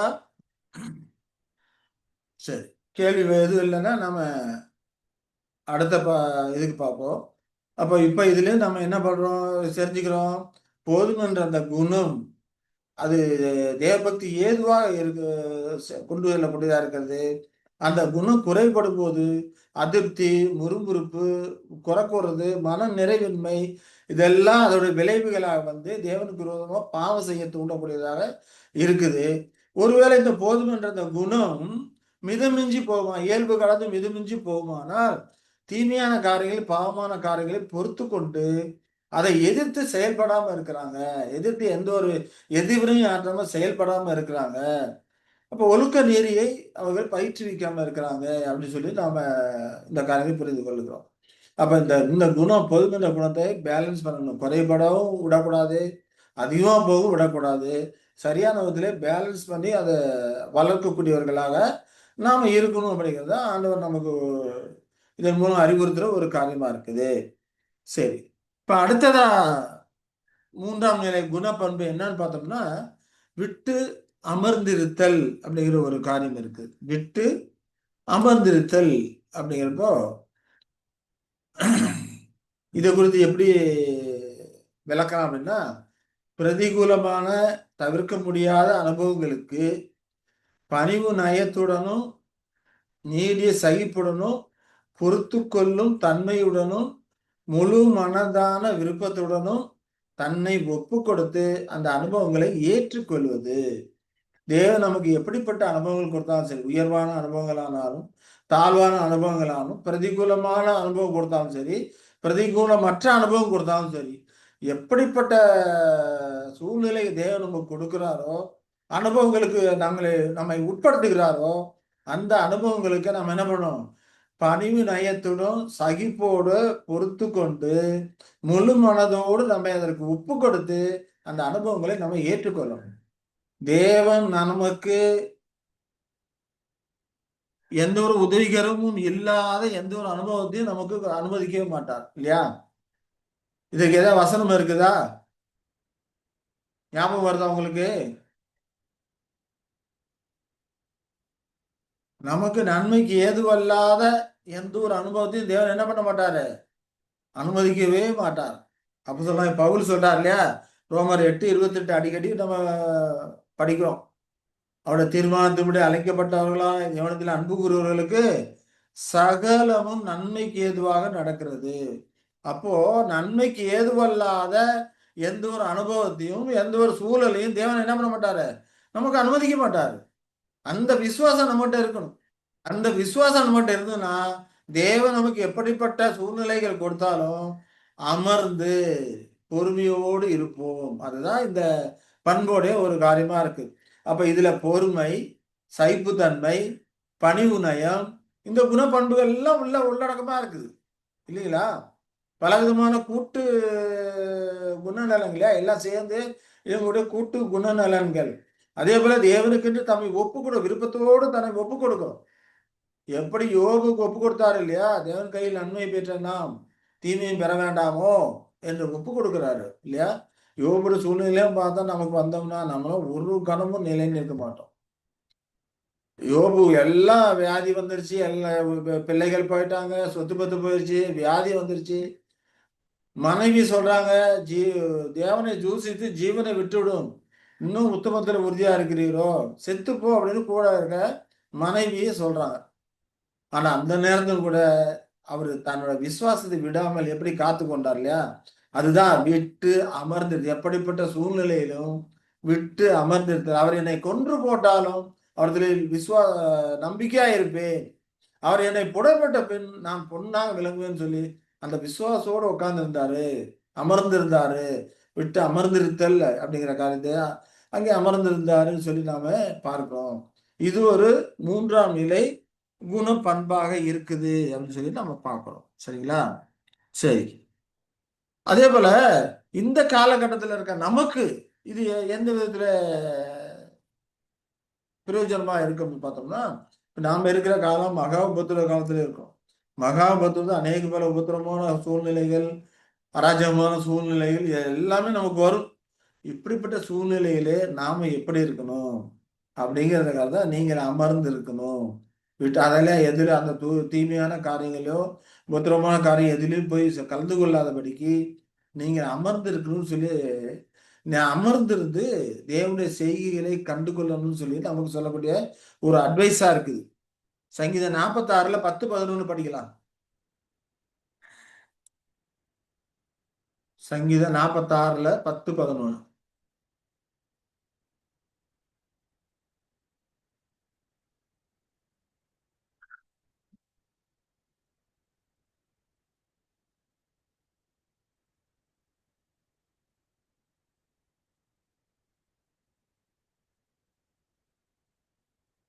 சங்கீதம் 46 10-11 என்ன சொல்றாரு?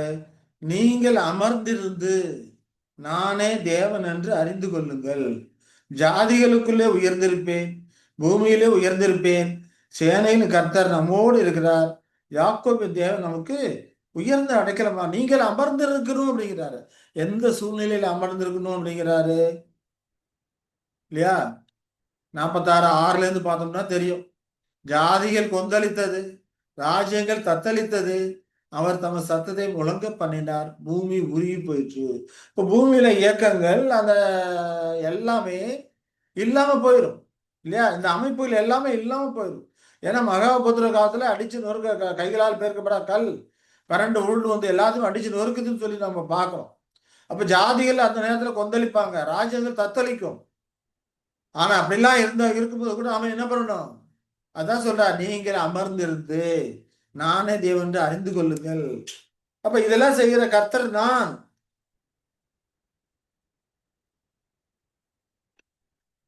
என்று நீங்கள் அறிந்து கொள்ளுங்கள் என்று நாங்கள் சொல்லுகிறதை நாம பார்க்கிறோம் இல்லையா? ஏன்னா சேனையின் கர்த்தர் நம்மோடு இருக்கிறார். யாக்கோபு நமக்கு உயர்ந்த அடைக்கலம்.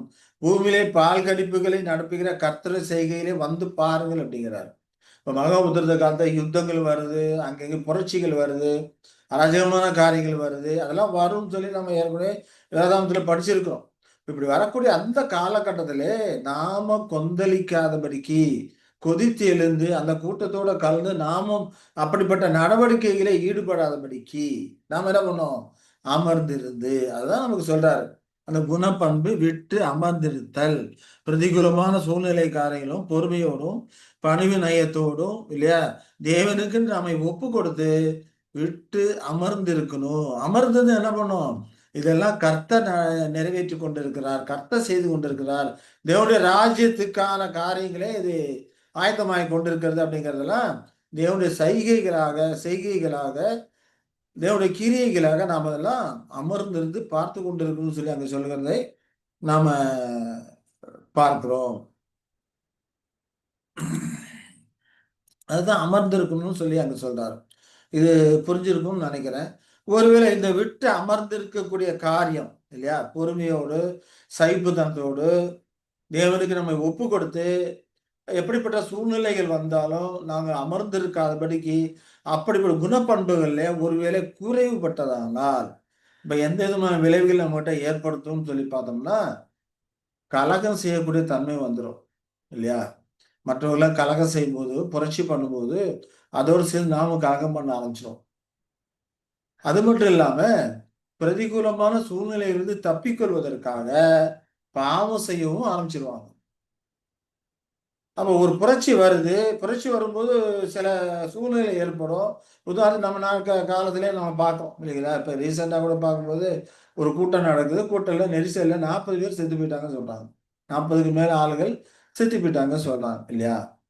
அப்போ இந்த விதமான காரியங்கள்லாம் சில நேரங்கள்ல அந்த சூழ்நிலை தப்பிக்கொள்வதற்கு பல பாவமான காரியங்கள் செய்ய ஆரம்பிச்சிருவாங்க. கலகம் பண்ண ஆரம்பிச்சிருவாங்க.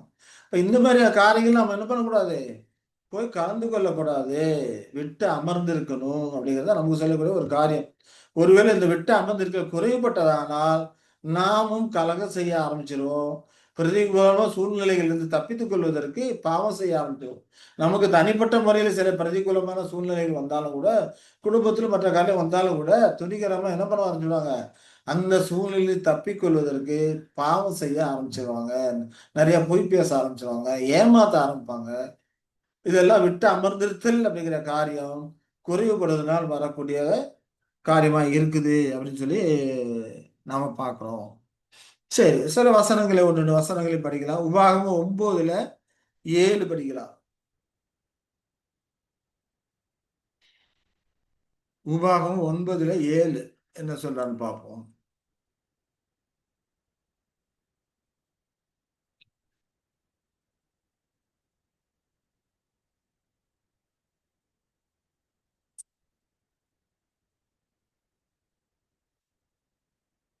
நீ உபாகம் 9:7 நீ வனாந்தரத்தில் உன் தேவனாய கர்த்தருக்கு கடுங்கோபம் உண்டாக்கினதை நினை.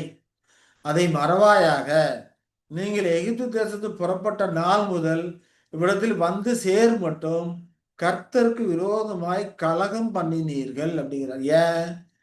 பிரதிகூலமான சூழ்நிலைகள் வரும்போது அமர்ந்திருக்காதபடி கர்த்தருடைய செய்கைகளுக்காக, கர்த்தருடைய கிருபைக்காக அமர்ந்திருக்காதபடிக்கு அவர்கள் கலகம் பண்றாங்க அப்படிங்கிறத நமக்கு அங்க வெளிப்படுத்துறா இல்லையா? கர்த்தருக்கு விரோதமாக கலகம் பண்ணினீர்கள் அப்படின்னு சொல்லி அங்க சொல்றதை நாம பார்க்கிறோம்.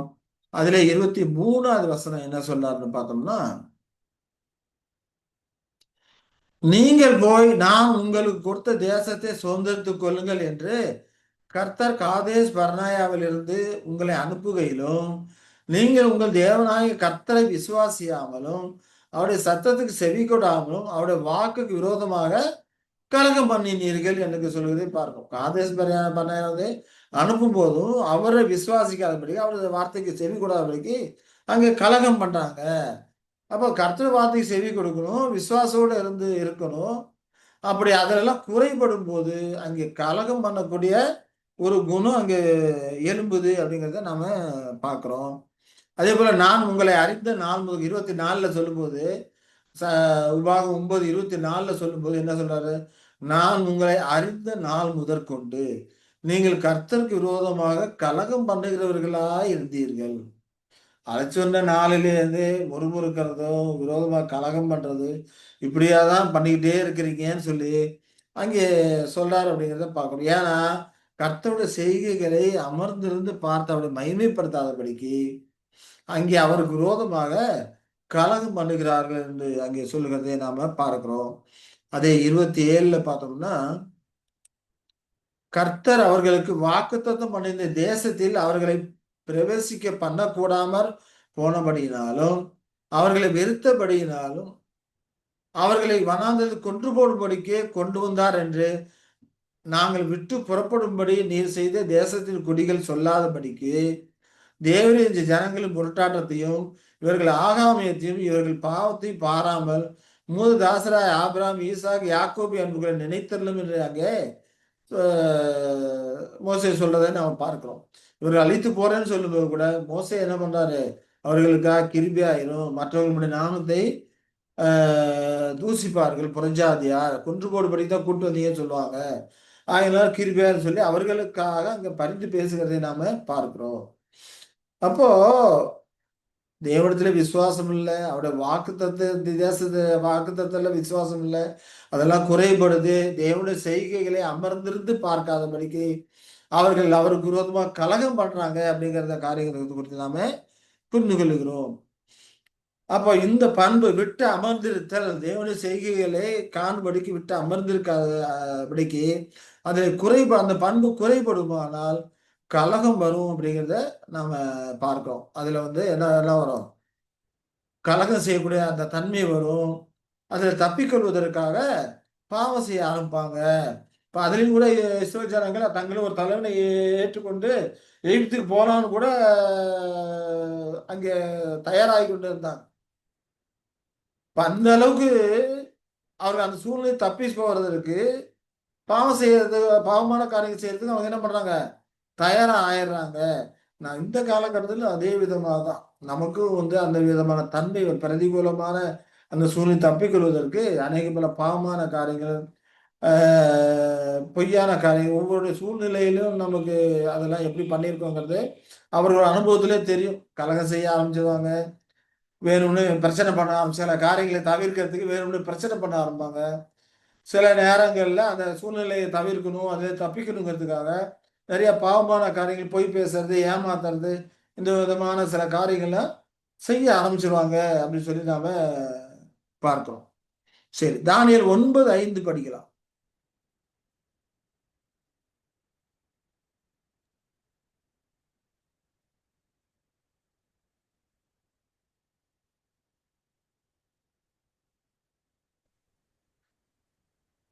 தானியேல் 9:5 இவரோட பாவங்களை எல்லாம் அவர் அறிக்கை எடுக்கிறார் தானியேல்.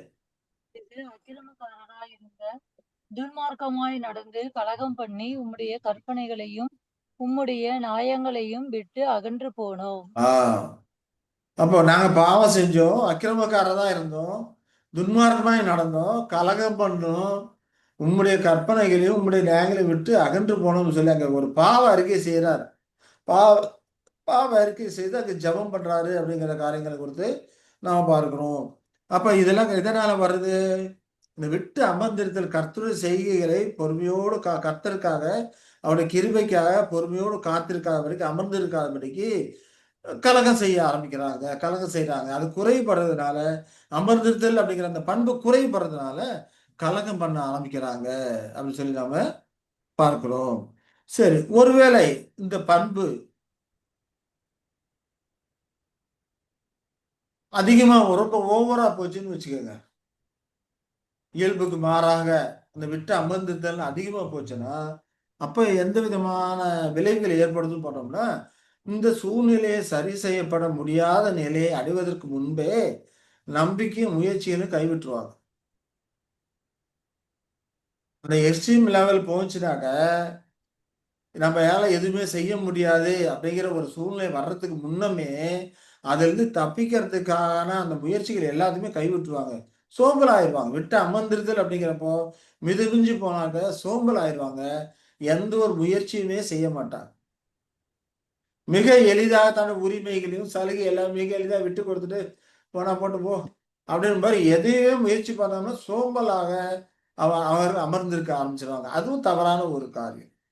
அப்ப சூழ்நிலைகளை மாற்றி அமைக்கிறதுக்கு, சூழ்நிலையை சரி செய்யப்படுவதற்கு அவர்கள் செய்ய வேண்டிய முயற்சிகளை பண்ணணும். ஒரு எதிர்பாராத தவறான ஒரு சூழ்நிலை வந்துருச்சு, ஏன்னா தவறு செய்யாத மனுஷன் இல்ல, எல்லாம் ஒரு சூழ்நிலை வந்துருச்சு அப்படின்னா, அப்ப அதை சரி பண்றதுக்கு என்ன பண்ணணும் அப்படிங்கிற முயற்சிகளை எடுக்கணும் இல்லையா? அந்த முயற்சியை அவங்க எடுக்க முடியாதபடிக்கு ஒரு சோம்பல் உள்ளவர்களா ஆயிருவாங்க. அப்படி அப்படி சொல்லிட்டு பார்ப்போம். அதுல நிறைய காரியங்களை அவங்க விட்டு கொடுத்து ஒரு சோம்பலாக இருந்துருவாங்க. எந்த ஒரு முயற்சியும் பண்ணாதபடிக்கு ஒரு நிலைக்கு அவங்கள கொண்டு போயிரும். அப்போ விட்டு அமர்ந்திருத்தல் அப்படிங்கிறப்ப கம்மியாவும் இருக்கக்கூடாது, அதிகப்படியாவும் இருக்கக்கூடாது. ஒவ்வொரு தனி மனிதர்களுக்கும் அவர்களுக்கான சூழ்நிலைகள் வரும். அந்த சூழ்நிலையில கர்த்தரிடத்துல நம்பிக்கையோடு விசுவாசத்தோடு இருந்து விட்டு அமர்ந்திருக்கணும். அமர்ந்திருக்கிற காரியம் குறைபட்டதுன்னா கர்த்தருக்கு விரோதமா கலகம் செய்ய ஆரம்பிச்சிருவோம், பாவம் செய்ய ஆரம்பிச்சிருவோம். ஒருவேளை மிதமிஞ்சி போச்சுன்னா அந்த சூழ்நிலையை மேற்கொள்வதற்கு தேவையான எந்த ஒரு முயற்சியுமே நம்ம பண்ண மாட்டோம். அவவும் போயிடக்கூடாது இல்லைங்களா? ஒரு கடன் இருக்குது, கடன் வாங்கிய சூழ்நிலைகள், கடன் வாங்கியாச்சு. கடன் அடைக்கிறதுக்கு ஏதாவது முயற்சி பண்ணணுமா இல்லையா? அது எந்த ஒரு முயற்சியுமே பண்ண மாட்டாங்க. அந்த மாதிரி அப்படி ஒரு சில ஆட்களை எல்லாம் நான் பார்த்துருக்கிறேன். கடன் வாங்கிருவாங்க. அப்ப கடன் வாங்கிட்டு அதை அடைக்கிறதுக்கு என்ன முயற்சி பண்ணணும்? ஒண்ணும் நம்முடைய வருமானத்தை அதிகப்படுத்தணும். 2வது நம்முடைய செலவுகளை குறைக்கணும். இந்த 2 காரியங்களை செஞ்சா தான் வாங்கின கடனை அடைக்க முடியும். ஆனா 2யுமே செய்ய மாட்டாங்க. செலவினங்களை குறைக்க மாட்டாங்க, வருமானத்தை அதிகப்படுத்த மாட்டாங்க. சோம்பல் உள்ளவர்களா இருப்பாங்க. இருந்து கொண்டு பணம் வரும்போது தர்றேன் அப்படின்னு சால்ஜாப் சொல்லிக்கிட்டே போவாங்க. அப்ப கர்த்தருக்கு விரோதமா கர்த்தர் எனக்கு எந்த ஒரு காரியத்தையும் வாய்க்க பண்ணல, எனக்கு மட்டும் இவ்வளவு பிரச்சனைகள் துன்ப துயரம் வந்து கொண்டிருக்கு சொல்லி கர்த்தருக்கு விரோதமா கலங்க செஞ்சு முறுமுறுக்கக்கூடியவர்களா ஆயிடுவாங்க. அப்ப அதற்கான எந்த ஒரு முயற்சியுமே எடுக்க அந்த சூழ்நிலையிலிருந்து விடுபடுவதற்கு எந்த ஒரு முயற்சியுமே பண்ண மாட்டாங்க. அதுவும் தவறான ஒரு காரியமா இருக்குது அப்படிங்கிறத நம்ம பார்க்கிறோம். இப்ப விட்டு அமர்ந்ததில் அப்படிங்கிறது குறைபடாத படிக்கும், மிதமிஞ்சி அதிகமா போய்விடாத படிக்கும் நாம என்ன பண்ணோம்? அத சரியான விதத்திலே காத்து கொண்டு இருக்கணும். தேவனுடைய கிருபைக்காக, தேவனுடைய செய்கைக்காக நாம காத்து கொண்டு இருக்கோம். அநேக சந்தர்ப்பங்கள்ல கர்த்தருடைய சித்தம் இன்னது என்று அறியும்படிக்கு யெஷுவா கிறிஸ்து காத்து கொண்டிருந்தார் சொல்லி பார்க்கிறோம். என் வேலை இன்னும் வரவில்லை. அநேக இடங்கள் சொல்றார் இல்லையா? வேலை வரும்போது அவர் அந்த காரியங்களை செய்கிறாரு அப்படின்னு சொல்லி பார்க்கிறோம். அப்ப தேவனிடத்துல ஒவ்வொரு காரியமும் கேட்டு கேட்டு பெற்று அவரும் விட்டு அமர்ந்திருந்து காத்திருந்து ஒவ்வொரு காரியம் பெற்று தான் அவர் அந்த காரியங்களை செய்கிறார். பிதா எனக்கு எதை செய்ய சொல்றாரோ எதை காண்பிக்கிறோ அதே அன்றி நான் சுயமாய் எதுவுமே செய்யல அப்படிங்கிறாரு. அப்ப சுயமாய் எதுவும் செய்யலைன்னா பிதா அவருக்கு காமிக்கணும். பிதா அவருக்கு சொல்லியிருக்கணும். பிதா சித்தத்தை அவர் அறிந்திருக்கணும். அதற்கு வேத வசனங்களை அவர் தியானிக்கணும். வேத வசனம் குறித்து யோசிக்கணும் இல்லைங்களா? அதெல்லாம் செய்து அமர்ந்திருந்து அதெல்லாம் செய்துதான் பிதா சித்தத்தை அறிந்து அறிந்து ஏற்ற வேலையில அதை கரெக்டா செய்து கொண்டிருந்தாரு அப்படின்னு சொல்லி பார்க்கிறோம். இப்ப கர்த்தருடைய பிள்ளைகளும் அதே விதமாக தான் இருக்கணும். தேவனுடைய சித்தத்துக்காக அமர்ந்து இருக்கணும். தேவனுடைய பொறுமையா காத்திருக்கணும். இதெல்லாம் நம்முடைய அனுபவத்துல தெரியக்கூடியதா இருக்கும். ஆனா அதற்கெல்லாம் முக்கியமா நம்ம செய்ய வேண்டிய காரியம் வேத வசனங்களை படிக்கணும். அனுதினமும் வேத வசனங்களை படித்துக் கொண்டே இருக்கணும். நம்மளால் டைம் கிடைக்கும் போதெல்லாம் வேத வசனங்களை படிக்கும். அதுதான் நம்மளோடு பேசும். நம்ம செய்ய வேண்டிய காரியம் நமக்கு காண்பிக்கும். ஒரு காரியத்தை குறித்து கர்த்தர் சித்தம் இன்னதுன்னு நமக்கு வெளிப்படுத்தும். ஒரு முடிவு எடுக்கிறது எப்படி முடிவு எடுக்கலாங்கிறது நமக்கு உணர்த்தும். ஏன்னா வேற வசனம் இருபுறம் கருக்குள்ள பட்டயமா இருக்கு. அது நம்முடைய இருதயத்தின் நினைவுகள் யோசனைகளை வகையறுத்து நமக்கு வெளிப்படுத்தக்கூடியதா இருக்குது அப்படின்னு சொல்லி நம்ம படிக்கிறோம் இல்லைங்களா? ஆகையினால கர்த்தர் பிள்ளைகள் விட்டு அமர்ந்திருக்கக்கூடியவர்களா இருக்கணும்னு சொல்லி நம்ம பார்க்கிறோம். சரி, இதுல ஏதாவது கேள்விகள் இருக்குங்களா? சரி, கேள்வி இல்லைனாக்க அடுத்ததா இருக்கக்கூடிய காரியம் சந்தோஷம் இல்லையா? அடுத்த இருக்கக்கூடிய அந்த குணப்பண்பு சந்தோஷம் சொல்லி நம்ம பார்க்கிறோம். 3ஆம் நிலை குணப்பண்பாக சந்தோஷம். மகிழ்ச்சி இல்ல மகிழ்ச்சி, சந்தோஷம், களி கூறுதல் இப்படி இப்படின்னா வச்சுக்கலாம். இப்போ பவுல் சொல்றாரு, கர்த்தருக்குள் எப்பொழுதும் மகிழ்ச்சியா இருங்கள், சந்தோஷமா இருங்கள். சந்தோஷமா இருங்க மறுபடியும் சொல்கிறேன், கர்த்தருக்குள் சந்தோஷமா இருங்க அப்படின்லாம் அடிக்கடி இப்ப சொல்றதை நம்ம படிச்சிருக்கோம். இப்ப சந்தோஷம் அப்படிங்கிறது ஒரு 3ஆம் நிலை குணப்பண்புகளா இருக்கணும். ச இப்ப இதை குறித்து எப்படி விரிவா வியாக்கியானம் பண்ணலாம்னா, ஆவியிலே களி கூறக்கூடிய ஒரு காரியம். சந்தோஷம்ன உடனே ஒரே கும்மாளம் போட்டு ஆட்டம், பாட்டம், டான்ஸ் அநேகர் சந்தோஷம், மகிழ்ச்சின்னா இதுதான் நினைக்கிறாங்க. ஆனா வேதம் நமக்கு கொடுக்குற அந்த சந்தோஷம், மகிழ்ச்சி எப்படிப்பட்டதுன்னா, அது நித்தியமான ஒரு காரியம். அது உள்ளார்ந்த ஒரு காரியம். ஆவியில் களி கூறக்கூடிய ஒரு காரியம். ஆவியில்னா நம்முடைய எண்ணங்கள்ல, சிந்தனைகள்ல ஒரு மகிழ்ச்சியாக, சந்தோஷமாக இருக்கக்கூடிய ஒரு காரியம் இல்லையா? ஒரு மகிழ்ச்சியை, இன்பத்தை கொடுக்கக்கூடிய ஒரு காரியம். இதெல்லாம் ஒரு உணர்வு பூர்வமா இருக்க வேண்டிய விஷயம். நம்முடைய உணர்வு பூர்வமாக இருக்கக்கூடிய விஷயம். அதே போல அப்பியாசிக்கிற இருதயத்தை விட மற்றும் மனதினுடைய பண்பு அப்படின்னு சொல்லி இங்க சொல்றதை பார்க்கிறோம். நம்முடைய இருதயம் அப்படின்னா எப்பவும் ஒரு மென் உணர்வுகள் சொல்றோம் இல்லையா? பாச பற்று உணர்வுகள், மென் உணர்வுகள் இதெல்லாம் குறிக்கக்கூடியதாக இருதயமானது இருக்கிறது. அதே போல மனசுல தோன்றக்கூடிய எண்ணங்கள், சிந்தனைகள் அது ஒரு உணர்வான ஒரு காரியமா இருக்கிறது இல்லையா? இப்ப இதுதான் என்னது சந்தோஷம் அப்படின்னு சொல்லி நாம பார்க்கிறோம். சரி, இந்த சந்தோஷம் தான் கர்த்தருடைய பிள்ளைகளுக்கு எப்போதும் நிலைக்கக்கூடியதாக இருக்கக்கூடியதா இருக்குது. இது ஒரு குணப்பண்பு. அதிலும் கூட என்ன பண்ணும், குறைவா இருக்கக்கூடாது, மிதமிஞ்சி போகக்கூடாது. இப்ப சந்தோஷம் எப்படிப்பட்ட இருக்குங்கிறதுக்கு நம்ம சில வேத வசனங்களை படிக்கலாம். சங்கீதம் 35:9 படிக்கலாம். சங்கீதம் 35:9 என்ன சொல்றாரு?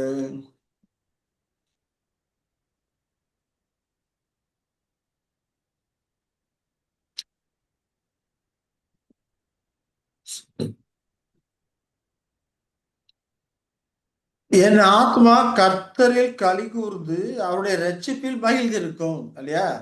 மகிழ்ச்சி எதுல வருது? உலக கர்த்தரில் பிரகாரம். கர்த்தரில் களி கூர்ந்து அவருடைய ரட்சிப்பில் மகிழ்ந்திருக்கும். உலக பிரகம்னா ஆசீர்வாதங்களை கொடு பண்றதுலயோ, உலக பிரகமான ஆசீர்வாதங்கள் ரட்சிப்பின் திட்டங்கள்ல. பெருகிறதுலயோ அது இல்ல. இதெல்லாம் வரும் போகும் இல்லையா? ஆமா. ஆனா அந்த மகிழ்ச்சியை சொல்லல அவரு. என் ஆத்மா கர்த்தரில் களி கூறும். யாவே தேவனுடைய காரியங்களே களி கூறக்கூடியதா இருக்கிறது. அவருடைய ஞானம், நீதி, அன்பு, எவ்வளவு அன்பான ஒரு தேவனா இருக்கிறாரு. தகப்பனை போல நம்மளை வளர்த்தி கொண்டு வருகிறாரு. உலகால் நம்மளை ஆசீர்வதித்து கொண்டு வருகிறாரு சொல்லி அவருடைய கிரியைகளையும் குணப்பண்புகளையும் இருத்தலுக்கான இயல்புகளை எல்லாம் பார்க்கும்போது நம்ம இடத்துல ஏற்படக்கூடிய ஒரு களி கூறுதல் மகிழ்ச்சி. அதே போல் நமக்காக ஒரு பெரிய ரட்சிப்பின் திட்டத்தை ஏற்பாடு வைத்திருக்கிறாரு. நமக்காக தம்முடைய ஒரே பேரான குமாரனை நமக்காக கொடுத்திருக்கிறாரு. அந்த குமாரன் தம்முடைய ஜீவனை நமக்காக கொடுத்திருக்கிறாரு. இப்ப இந்த காரியங்கள்லாம் அறியும் போது நமக்கு ஏற்படக்கூடிய ஒரு மகிழ்ச்சி, ஒரு சந்தோஷம் இல்லையா? அதான் இங்க சங்கீதகர் சொல்றாரு, என் ஆத்மா கர்த்தரில் களி கூர்ந்து அவருடைய ரட்சிப்பில் மகிழ்ந்திருக்கும் அப்படிங்கிறார். இப்படிப்பட்ட மகிழ்ச்சியை தான் சொல்றோம் இங்க. மூன்றாம் நிலை குணப்பண்புகளாக கர்த்தருக்குள் மகிழ்ச்சியா இருக்க சொல்றோமோ ஒழிய, நல்லா விருப்பப்பட்ட சாப்பாடு சாப்பிடுவோம், பிரியாணியோ ஏதோ யாருக்கு என்ன விருப்பமோ விருப்பமான சாப்பிட்டா சாப்பாடு மூக்கு முட்டை சாப்பிட்டுட்டு அதுதான் மகிழ்ச்சி நினைக்கிறக்கூடிய ஆட்கள் இருக்கிறாங்க. உலக பிரகாரமான வீடு ஆசை இருந்தால் அதுதான் மகிழ்ச்சி அடைக்கக்கூடிய ஆட்கள் இருக்கிறாங்க. இதெல்லாம் நிலையான மகிழ்ச்சி கிடையாது. தேவன் நமக்கு சொல்ல கொடுக்கக்கூடிய மகிழ்ச்சி நித்தியமான மகிழ்ச்சி, கர்த்தரில் களி கூறக்கூடிய ஒரு காரியம், அவருடைய ரட்சிப்பில் மகிழ்ந்து இருக்கக்கூடிய ஒரு காரியம். அவருடைய ரட்சிப்பில் மகிழ்ந்தா தேவன் நமக்காக எவ்வளவு அருமையான காரியங்களை வெளிப்படுத்தி இருக்கிறாரு. அந்த சந்தோஷத்துல அவருடைய ரட்சிப்பின் திட்டத்தை குறித்த காரியங்கள் இருக்கக்கூடிய ஒரு மகிழ்ச்சியாக அது இருக்கக்கூடியதா இருக்குது அப்படின்னு சொல்லி பார்க்கணும். இது என்ன நினைக்கும் நிலைக்கூடியதா இருக்கு. மரணத்துக்கு அப்புறமும் இந்த மகிழ்ச்சி தொடர்ந்து மட்டும் இருக்கும். எந்த அளவுக்கு நாம தேவனுடைய ரட்சிப்பின் திட்டத்தை அறிந்து உணர்ந்து உணர்வு பூர்வமாக அதுல ஒரு மகிழ்ச்சி களி கூறுதல் வச்சிருக்கோமோ, இந்த மகிழ்ச்சி களி கூறுதலுக்கான இந்த பண்பு குணப்பண்பு தொடர்ந்து நம்மோடு கூட மறுமை இம்மையிலும் இருக்கும், மறுமையிலும் வரக்கூடியதாக அது இருக்கக்கூடியதா இருக்குது. ஆனா உலக பிரகாரமான அந்த மகிழ்ச்சி இருக்குது, அது இம்மைக்குரியது மட்டும்தான். அது மறுமையில அது செல்லுபடி ஆகாது அப்படிங்கறத நாம புரிந்து கொள்ளணும். இங்க சங்கீதக்காரன் சொல்றதை இப்படிப்பட்ட மகிழ்ச்சி தான் சொல்றாரு. சரி, அடுத்த சங்கீதம் 68:3 படிக்கலாம்.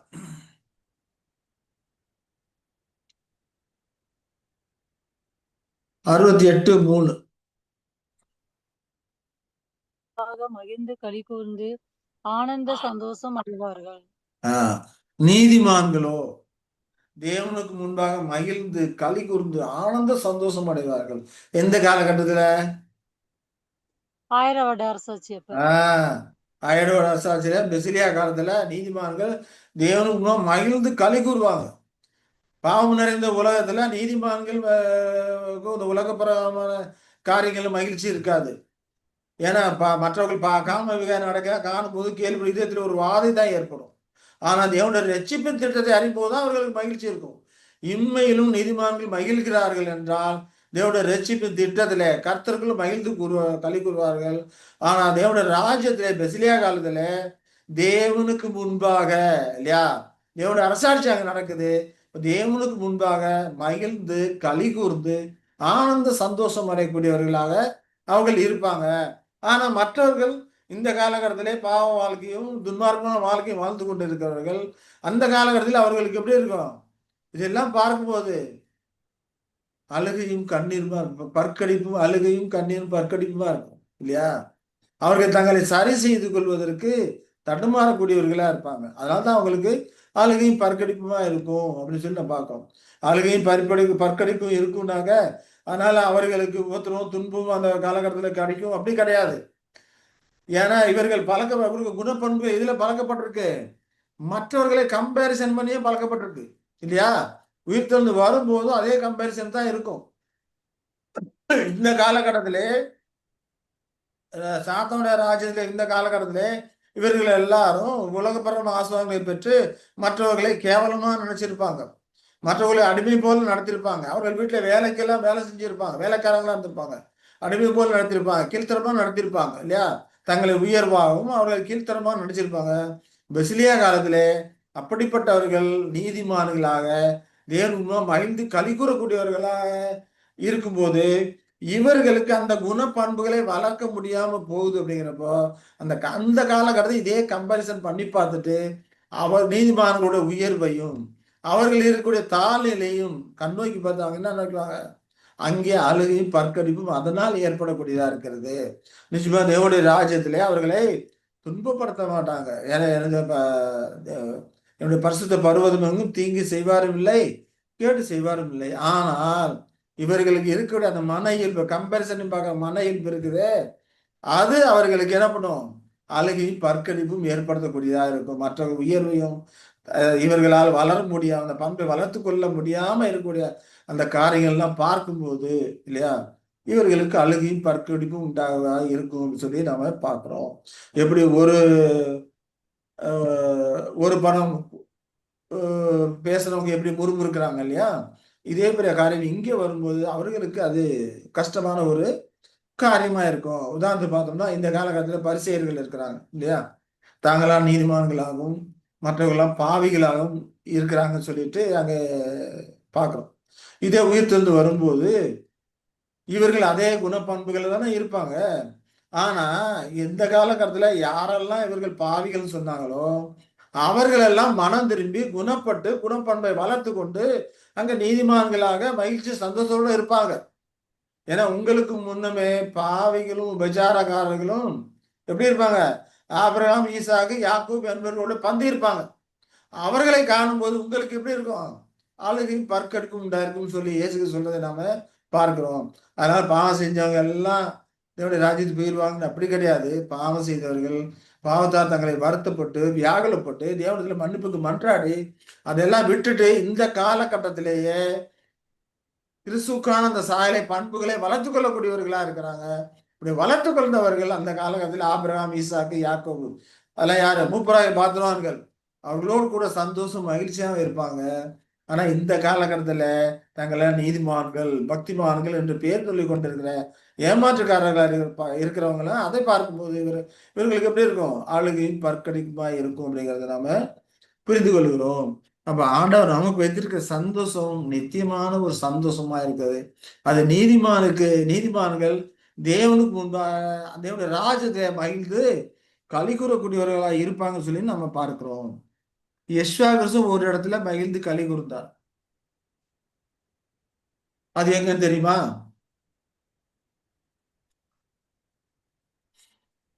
யெஷுவா கிறிஸ்து நிறைய தடவை கண்ணீர் விட்டார் நிறைய படிச்சிருப்பீங்க. ஆனா ஆமா, இவர் ஒரு லாஸ்ட் மரணத்தப்ப அவர் வந்துட்டு அப்ப மார்த்தால பத்தி இவங்க இடத்துல களி கூர்ந்தார். தேவ சித்தத்தை நினைச்சு களி கூர்ந்தார். லூக்கா 10:21 படிக்கலாம்.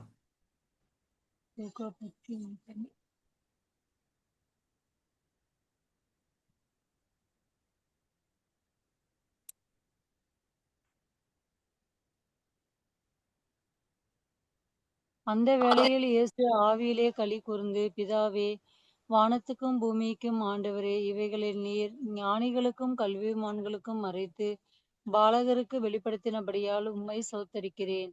ஆம் பிதாவே, இப்படி செய்வது உம்முடைய திருவுள்ளத்துக்கு பிரியமாயிருந்தது. அப்போ அப்போஸ்தலர் எப்படிப்பட்டவர்களா இருந்தாங்க, படிப்பறியாதவர்கள், மீன் பிடிக்கிறவங்க, கூடாரம் பண்றவங்க இல்லையா, இப்படி ஏழ்மையானவர்கள், இப்படிப்பட்ட பாலகர்களுக்கு உங்களுடைய ரட்சிப்பின் திட்டத்தை வெளிப்படுத்தியிருக்கிறீரே. ஆனா இந்த காலத்துல ஞானிகளும் கல்விமான இருக்கிற ஆசாரியர்கள் பரிசேயர்கள் வேதபாரர்கள் இவர்களுக்கெல்லாம் மறைவா இருக்குது, கல்விமான்களுக்கெல்லாம் மறைவா இருக்குது, பாலகருக்கும் வெளிப்படுத்தினபடியா இல்லையா உண்மை ஸ்தோத்தரிக்கிறேன்னு சொல்லி இந்த பிதாவின் சித்தத்திலே அவர் என்ன பண்றாரு, களி கூறுகிறார் என்று சொல்றதை நம்ம பார்க்கிறோம் இல்லையா. இது எந்த சந்தர்ப்பத்துல சொல்றாரு அப்படின்னு சொல்லி பார்த்தோம்னா, அப்போஸ்தலர்கள் ஊழியத்துக்கு போயிட்டு வந்துட்டு சொல்றாங்க, இதோ நாங்க பிசாசுங்க எங்களுக்கு அடங்குது, நாங்க சொன்னா பிசாசுகள் ஓடுது. முந்தின வருஷத்துல பார்க்கிறோம் ஓடுதுன்னு சொல்லி சந்தோஷப்படுறாங்க. அதுக்கு தான் அவர் சொல்றாரு, ஆவிகள் உங்களுக்கு கீழ்ப்படுகிறதுக்காக நீங்கள் சந்தோஷப்படாதீங்க, உங்கள் நாமங்கள் பரலோகத்தில் எழுதியிருக்கிறதுக்காக சந்தோஷப்படுங்க. அதுதான் நித்திய மகிழ்ச்சி இல்லையா.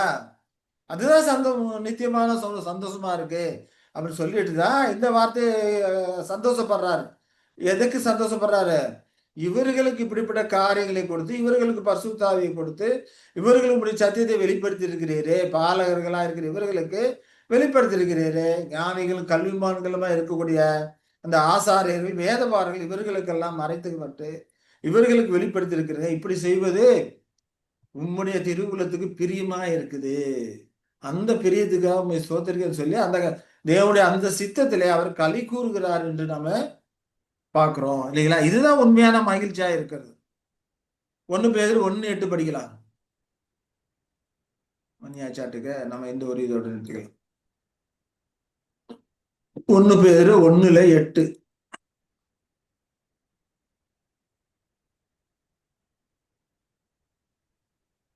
அவரை நீங்கள் காணாமல் இருந்தும் அவரிடத்தில் அன்பு கூறுகிறீர்கள்.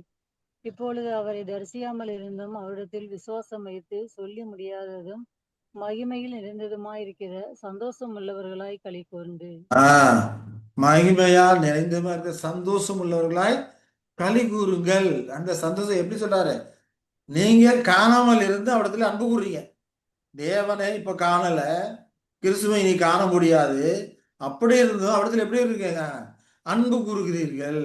இப்பொழுது அவரை தரிசியாமல் இருக்கிறோம், ஆனா அவரிடத்துல விசுவாசம் வைத்து சொல்லி முடியாது மகிமையால் நிறைந்தமா இருக்கிற சந்தோஷம் உள்ளவர்களாய் களி கூர்ந்து அப்படின்னு சொன்னார் இல்லையா? உங்கள் விசுவாசம் பலனாகி ஆத்ம ரட்சிப்பை அடைகிறீர்கள். அப்போ காணாத இடத்திலும் தேவனை அறிந்து உணர்ந்து தேவனை அறியக்கூடிய அறிவிலே, அவருடைய ரட்சிப்பின் திட்டத்தை அறியக்கூடிய அறிவிலே களி கூறக்கூடிய ஒரு காரியமா இருக்குதுன்னு சொல்லி பார்க்கிறோம். அதான் சொல்லும்போது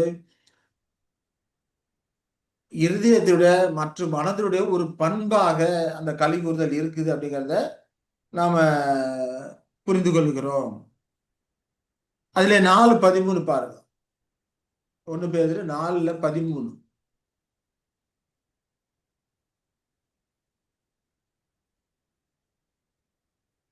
கிறிஸ்துவின் மகிமை வெளிப்படும்போது நீங்கள் களி கூர்ந்து மகிழும்படியாக அவருடைய பாடுகளுக்கு நீங்கள் பங்காளிகள் ஆனதால் சந்தோஷப்படுங்கள்.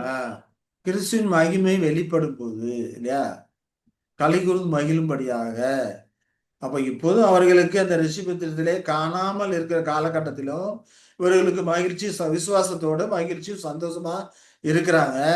கிறிஸ்துவை மகிமை வெளிப்படும் போது இது எந்த காலகட்டத்தை குறிக்குது? கிறிஸ்து மகிமை வெளிப்படும் போது அப்படிங்கிறப்ப எபிபனி காலகட்டம், இப்ப இருக்கிற இந்த காலகட்டம். இந்த காலகட்டத்திலே பரசுவாங்க உயிரோடு கிறிஸ்துவோடு கூட போயிடுறாங்க. அப்ப கிறிஸ்து மகிமை அவர்களுக்கு வெளிப்படக்கூடியதா இருக்குது. இந்த காலகட்டத்தில் இருக்க நமக்கு கிறிஸ்து மகிமையா வெற்றி சேர்ந்திருக்கிறாரு. அவர் அரசாட்சி பண்ணி கொண்டிருக்கிற அந்த காரியம் நமக்கு மகிமையா வெளிப்படுது. அவர்கள் கிறிஸ்துவோடு கூட இருந்து அவர்களை தரிசித்து அந்த மகிமையான வெளிப்பாடெல்லாம் அவர்களுக்கு கிடைக்கூடியதா இருக்குது. அப்படிப்பட்ட காரியங்களுக்கு நீங்கள் களி கூர்ந்து மகிழும்படியாக இதெல்லாம் எந்த மகிழ்ச்சி, இந்த களி கூறுதல், இந்த மேன்மை மகிமை எதன் மூலமா வருது? அவருடைய பாடுகள் மூலமாக இல்லையா? அவருடைய பாடுகளுக்கு நீங்கள் பங்காளிகளாக சந்தோஷப்படுங்க. இப்ப இருக்கிற பாடுகளும் உபத்திரவங்களும் தான் உங்களை அப்படிப்பட்ட மகிமைக்கு கொண்டு போகுது. ஆகையினால சந்தோஷப்படுங்க பேர் சொல்றதை பார்க்கிறோம். இந்த விதமான சந்தோஷத்தை தான் பவுலும் சீலாவும் சிறைச்சாலை இருக்கும்போது சந்தோஷப்பட்டு கர்த்தரை துதித்து பாடினாங்க அப்படின்னு சொல்லி நாம பார்க்கிறோம். அப்போ இங்க சந்தோஷம் மகிழ்ச்சி அப்படிங்கிறப்போ கர்த்தருக்குள்ளான ஆவியில் களி கூறக்கூடிய ஒரு மகிழ்ச்சியாக இருதயத்துடைய மற்றும் மனதுடைய பண்பாக அது இருக்கிறது. அந்த இருதயம் மனதுடைய ஒரு செயல்பாடாக அது இருக்கிறது அப்படிங்கிறத நாம் புரிந்து கொள்கிறோம். மகிழ்ச்சி சரி, ஒருவேளை இந்த மகிழ்ச்சி சந்தோஷம் குறைவாக இருக்குமானால் இல்லையா, அப்ப எந்த விதமான விளைவுகளை ஏற்படுத்தணும்னா ஒரு துயரார்ந்த ஒரு நிலை, ரொம்ப துயரம், இந்த சந்தோஷம் இல்லைன்னா, கிறிஸ்துக்குள்ள கர்த்தருக்குள்ள ஒரு சந்தோஷம் இல்லைன்னா எப்போதுமே ஒரு துயரார்ந்த ஒரு நிலை இருக்கும், ஒரு மனச்சோர்வு இருக்கும், துயரம் இருக்கும், எந்த ஒரு தகுதியற்ற ஒரு துக்கம் இருக்கும். எப்போ பார்த்தாலும் சிலர் ஒரு மாதிரி சோர்வாகவே ஒரு சையாவே இருந்து கொண்டு இருப்பாங்க. ஒரு மகிழ்ச்சி சந்தோஷம் எதுவுமே இல்லாதபடிக்கு ஒரு துயரார்ந்த நிலையிலே இருக்கும். என்ன தெரியல, காலையில நமக்கு ஒரே சையா இருக்குது, ஒரே கவலையா இருக்குது, ஒரு சந்தோஷமா இல்லை, என்னமோ தெரியல, என்னமோ மாதிரி இருக்கு அப்படிலாம் சிலர் சொல்வதை நம்ம கேட்டிருப்போம் இல்லையா? அதெல்லாம் காரணம் என்ன? கிறிஸ்துக்குள்ளாரே அந்த சந்தோஷம் குறைபடுகிறது. ஒரு கிறிஸ்தவனுக்கு இந்த மாதிரி மனச்சோர்வு, துயரம், தகுதியற்ற துக்கம்லாம் வருதுன்னா, கிறிஸ்துக்குள்ளான ஆவியிலே அந்த களி கூறுதல், அந்த மகிழ்ச்சி, அது அந்த பண்பு வந்து குறைபடுகிறது அப்படிங்கிறத நாம புரிந்து கொள்ளுகிறோம். 2 கொரிந்தியர் 7ல 9, 10 படிக்கலாம். 2 கொரிந்தியர் 7ல 9, 10.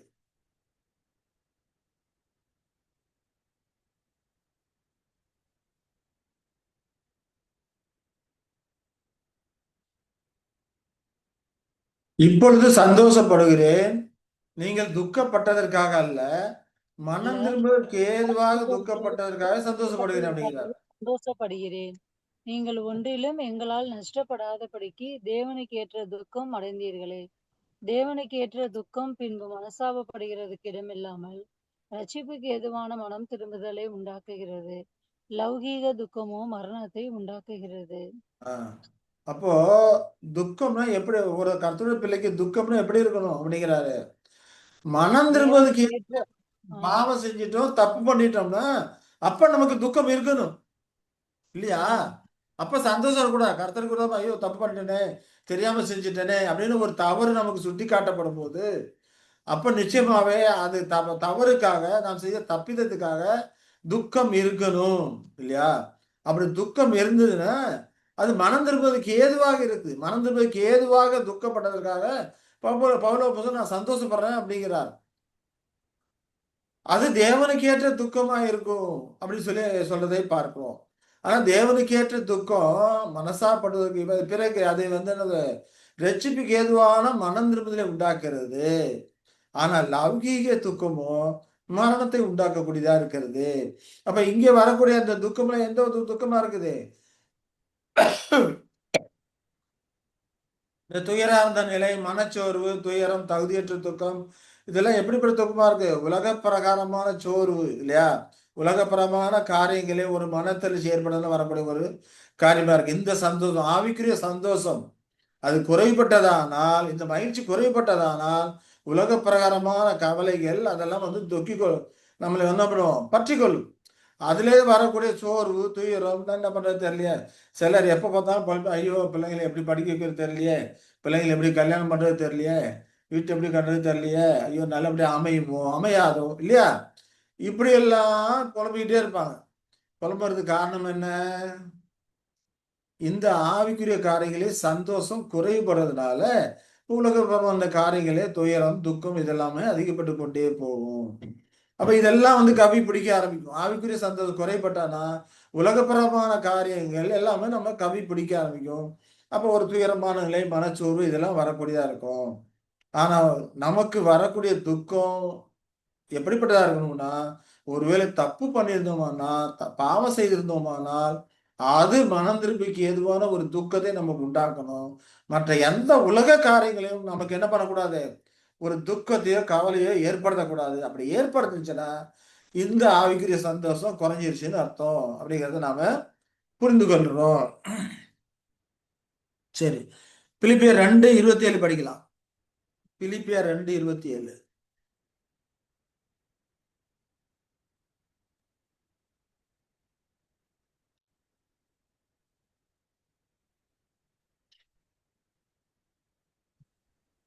அதனை என்றால் 2:27.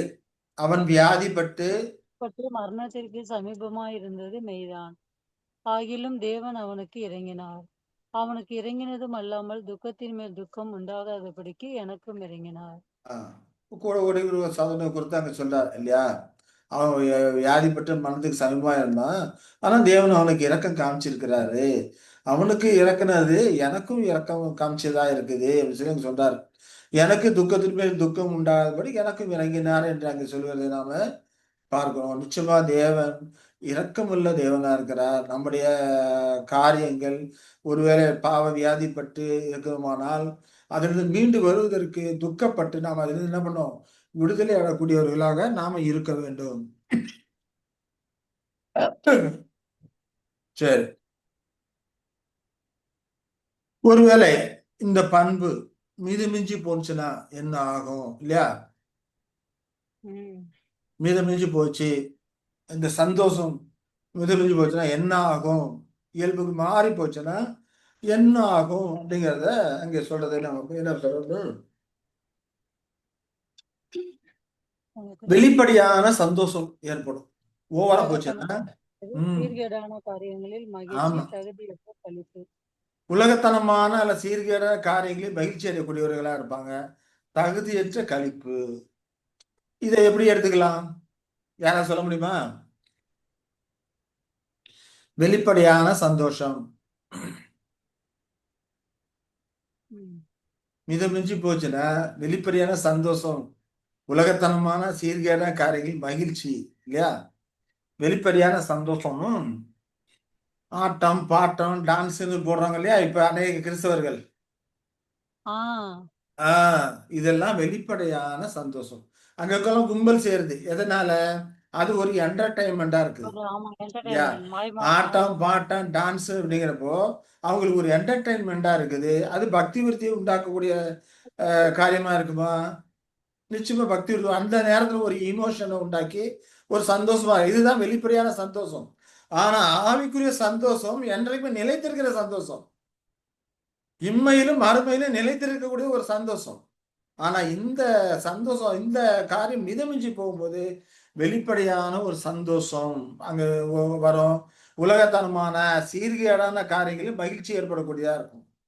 தனக்கு உலகத்தனமான சீர்கேடான காரியங்கள்னா ரொம்ப சந்தோஷமா இருக்குன்னு சொல்லி அநேகர் என்ன பண்ணுவாங்க, பார்ட்டிலாம் வைப்பாங்க இல்லையா? திருமணம் பார்த்தோம்னா பேச்சுலர் பார்ட்டிங்கிறாங்க, என்னென்னமோ பேர் சொல்றாங்க அதுக்கெல்லாம். இந்த பார்ட்டி அந்த பார்ட்டின்னு எல்லாத்துலயுமே என்ன இருக்கும்? மதுபானம் தான் இருக்கும் இல்லையா? இப்போ உலகத்தனமான சீர்கேடான காரியங்களே மகிழ்ச்சி கொள்ள ஆரம்பிப்பாங்க. இதெல்லாம் தகுதியற்ற ஒரு களிப்பாக மகிழ்ச்சியா இருக்கிறது. இது உண்மையான மகிழ்ச்சி இது கிடையாது. இந்த வெளிப்படையான சந்தோஷமும் மகிழ்ச்சியுமாக இருக்கக்கூடியதா இருக்கிறது. மிஞ்சி போனதுன்னா இப்படி இருக்கும் அப்படிங்கிறத அங்க சொல்றாரு. இதை குறித்த காரியங்களை பிரசங்கி சொல்றார். அவருடைய அனுபவத்துல இது சாலமன் ஞானி பிரசங்கி சொல்றார். பிரசங்கி 2ஆம் அதிகாரம் 3-11 வரைக்கும் படிக்கலாம்.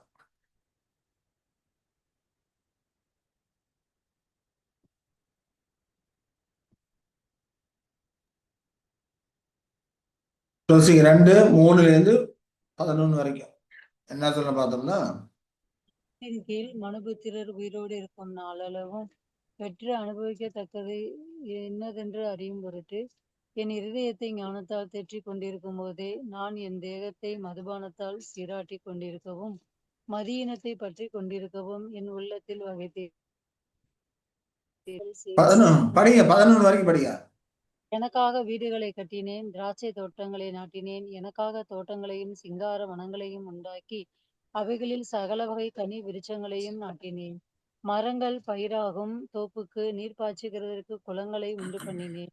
வேலைக்காரரையும் வேலைக்காரிகளையும் சம்பாதித்தேன். வீட்டிலும் வேலைக்காரர் பிறந்தார்கள். எனக்கு முன் எருசலேமில் இருந்த எல்லாரை பார்க்கிலும் ஆடு மாடு முதலான திரண்ட ஆஸ்திகள் எனக்கு இருந்தது. வெள்ளியையும் பொன்னையும் ராஜ சம்பத்தையும் மாகாணங்களில் உள்ள பொருட்களையும் சேகரித்தேன். சங்கீதக்காரரையும் சங்கீதக்காரிகளையும் மனுபுத்திரருக்கு இன்பமான பலவித வாத்தியங்களையும் சம்பாதித்தேன்.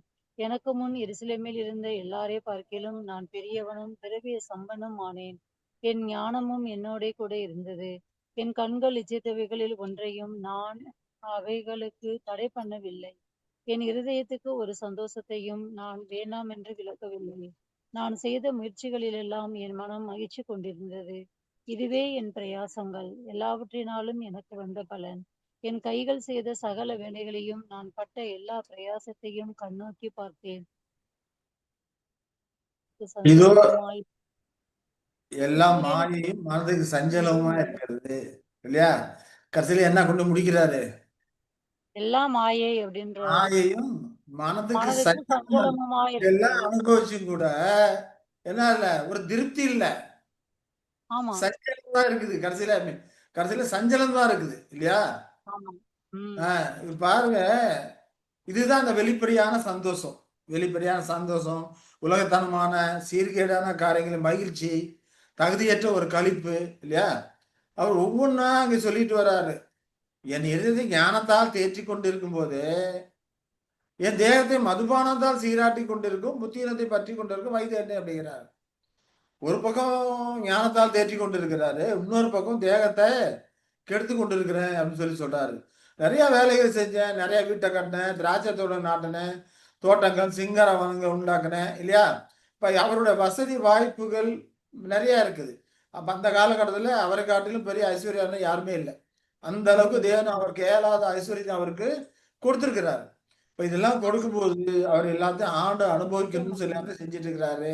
நிறைய தோப்பு உண்டாக்கி இருக்கிறாரு, நீர் பாய்ச்சறதுக்கு குளங்கள் எல்லாம் உண்டாக்கி இருக்கிறாரு, நிறைய வேலைக்காரங்க வேலைக்காரிங்க இல்ல, எருசலேம் எல்லாரையும் பார்க்கும் திரண்ட ஆசை இருந்து சொல்லி நம்ம படிக்கிறோம். அப்ப எருசலேம் வந்து எல்லாரையும் பார்க்கும் பெரியவரும் திரவிய சம்பளம் ஆனேன். பேர் ஓடிட்டு இருக்கு. என்ன நிறைய பெரிய பணக்காரனா இருந்திருக்கிறார் அந்த காலகட்டத்துல. சாப்பிட்டியா? நல்லா இருக்கு. அப்ப அவருடைய கண்ணு இச்சித்தது ஒன்றையும் விளக்கல அப்படிங்கிறார். கண்ணு எதெல்லாம் வேணும் கேட்க எதையும் தடை பண்ணல, எல்லாத்தையும் அனுபவிச்சேன் அப்படிங்கிறார் இல்லையா. என் இதற்கு ஒரு சந்தோஷம் நான் விளக்கல, நான் செய்த எல்லா முயற்சியும் என் மனம் மகிழ்ச்சியா இருந்தது, ஏன்னா எல்லாத்தையும் அனுபவிக்கிறதுக்கு மகிழ்ச்சியா இருந்தது அப்படிங்கிறாரு. இது என் பிரயாசங்கள் தான் அந்த லெமனை எனக்கு வந்த புழிஞ்சு அதுல பலன். போட்டு எடுத்துட்டு போனோம்னா அதை குடிச்சோன்னா உனக்கு அந்த டயர்டு போயிடும். குளுக்கோஸ் வாங்கி வச்சுக்கோ. குளுக்கோஸ் மரியா மரியா அங்க வெளியில பேசலாம் இங்க கேக்குது. அப்ப இங்க என் கைகள் செய்த சகல வேலைகளையும் நான் எல்லா பிரயாசத்தையும் கண்ணோக்கி பார்த்தேன், இதோ எல்லா மாயும் மனதுக்கு சஞ்சலமா இருக்கிறதுன்னு சொல்லிட்டு அங்க சொல்றத நாம பார்ப்போம் இல்லையா. இது எல்லாம் செஞ்சு கூட மனதுக்கு சஞ்சலமா தான் இருக்குது. இப்ப இது எந்த ஒரு காரியம், தேவன் கொடுத்த ஆசுவாதங்களில் மன மகிழ்ச்சி அடைந்து, உலகத்தரமான ஆசுவாதம் மன மகிழ்ச்சி அடைந்து, அந்த மன மகிழ்ச்சி மிதமிஞ்சி போகும்போது இது வெளிப்படையான ஒரு காரியமாக அங்க இருக்குது அப்படிங்கிறத நாம புரிந்து கொள்ளுகிறோம் இல்லையா. இது ஒரு தகுதியற்ற மகிழ்ச்சியாக, தகுதியற்ற ஒரு களிப்பா இருக்குது. தகுதியான சந்தோஷம் எது? ஆவியிலே களி கூறக்கூடிய காரியம், மனதில எதிய பண்புகளே களி கூறக்கூடிய ஒரு காரியம். அது தகுதியான சந்தோஷம், அது கர்த்தருக்குள்ளான சந்தோஷம், மகிழ்ச்சி. ஆண்டவராக யெஷுவா கிறிஸ்து எப்படி தேவ சித்தத்துல மகிழ்ச்சி களி கூர்ந்தாரு, அதே போல அவருடைய ரட்சிப்பு திட்டத்துல தேவனை அறிகிற அறிவில, குமாரனை அறிகிற அறிவில, அதிலே நாம எந்த அளவுக்கு வளர்றோமோ அந்த சந்தோஷம் மகிழ்ச்சி என்ன பண்ணும், என்றென்றும் நிலைக்கக்கூடியதா இருக்குது. அந்த மகிழ்ச்சி கூட, இந்த மகிழ்ச்சியெல்லாம் நம்ம கொடுக்கும்போது உலகத்தரமான ஆசீர்வாதம் நம்ம கொடுக்கிறார். இப்போ உலகப்பரமான ஆசீர்வாதம் கொடுக்கும்போது எந்த மகிழ்ச்சியோட காட்டிலும் அது அதிகமா போனுச்சுன்னா இல்லையா, இந்த மகிழ்ச்சி ஒரு மிதமிஞ்சி போனுச்சுன்னா வெளிப்படையான அந்த மகிழ்ச்சி சந்தோஷம்லாம் இது வரக்கூடியதாக அது இருக்கும்.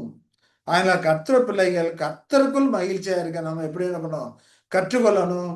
அது இம்மையிலும் மறுமையிலும் நமக்கு உதவிகரமா இருக்கும் அப்படிங்கிறத நாம புரிந்து கொள்கிறோம். சரி, இப்ப நாம இது வரைக்கும் இந்த குணப்பண்புகள் மகிழ் சந்தோஷம் அப்படிங்கிற காரியங்கள் வரைக்கும் நாம பார்த்துருக்குறோம். மணி ரொம்ப ஓவராகவே ஆயிடுச்சு. நம்ம இதோட முடித்துக்கொள்ளலாம். அன்பின் தேவன் தாமே நம்மை ஆசீர்வதித்து வழிநடத்துவாராக. ஆமேன்.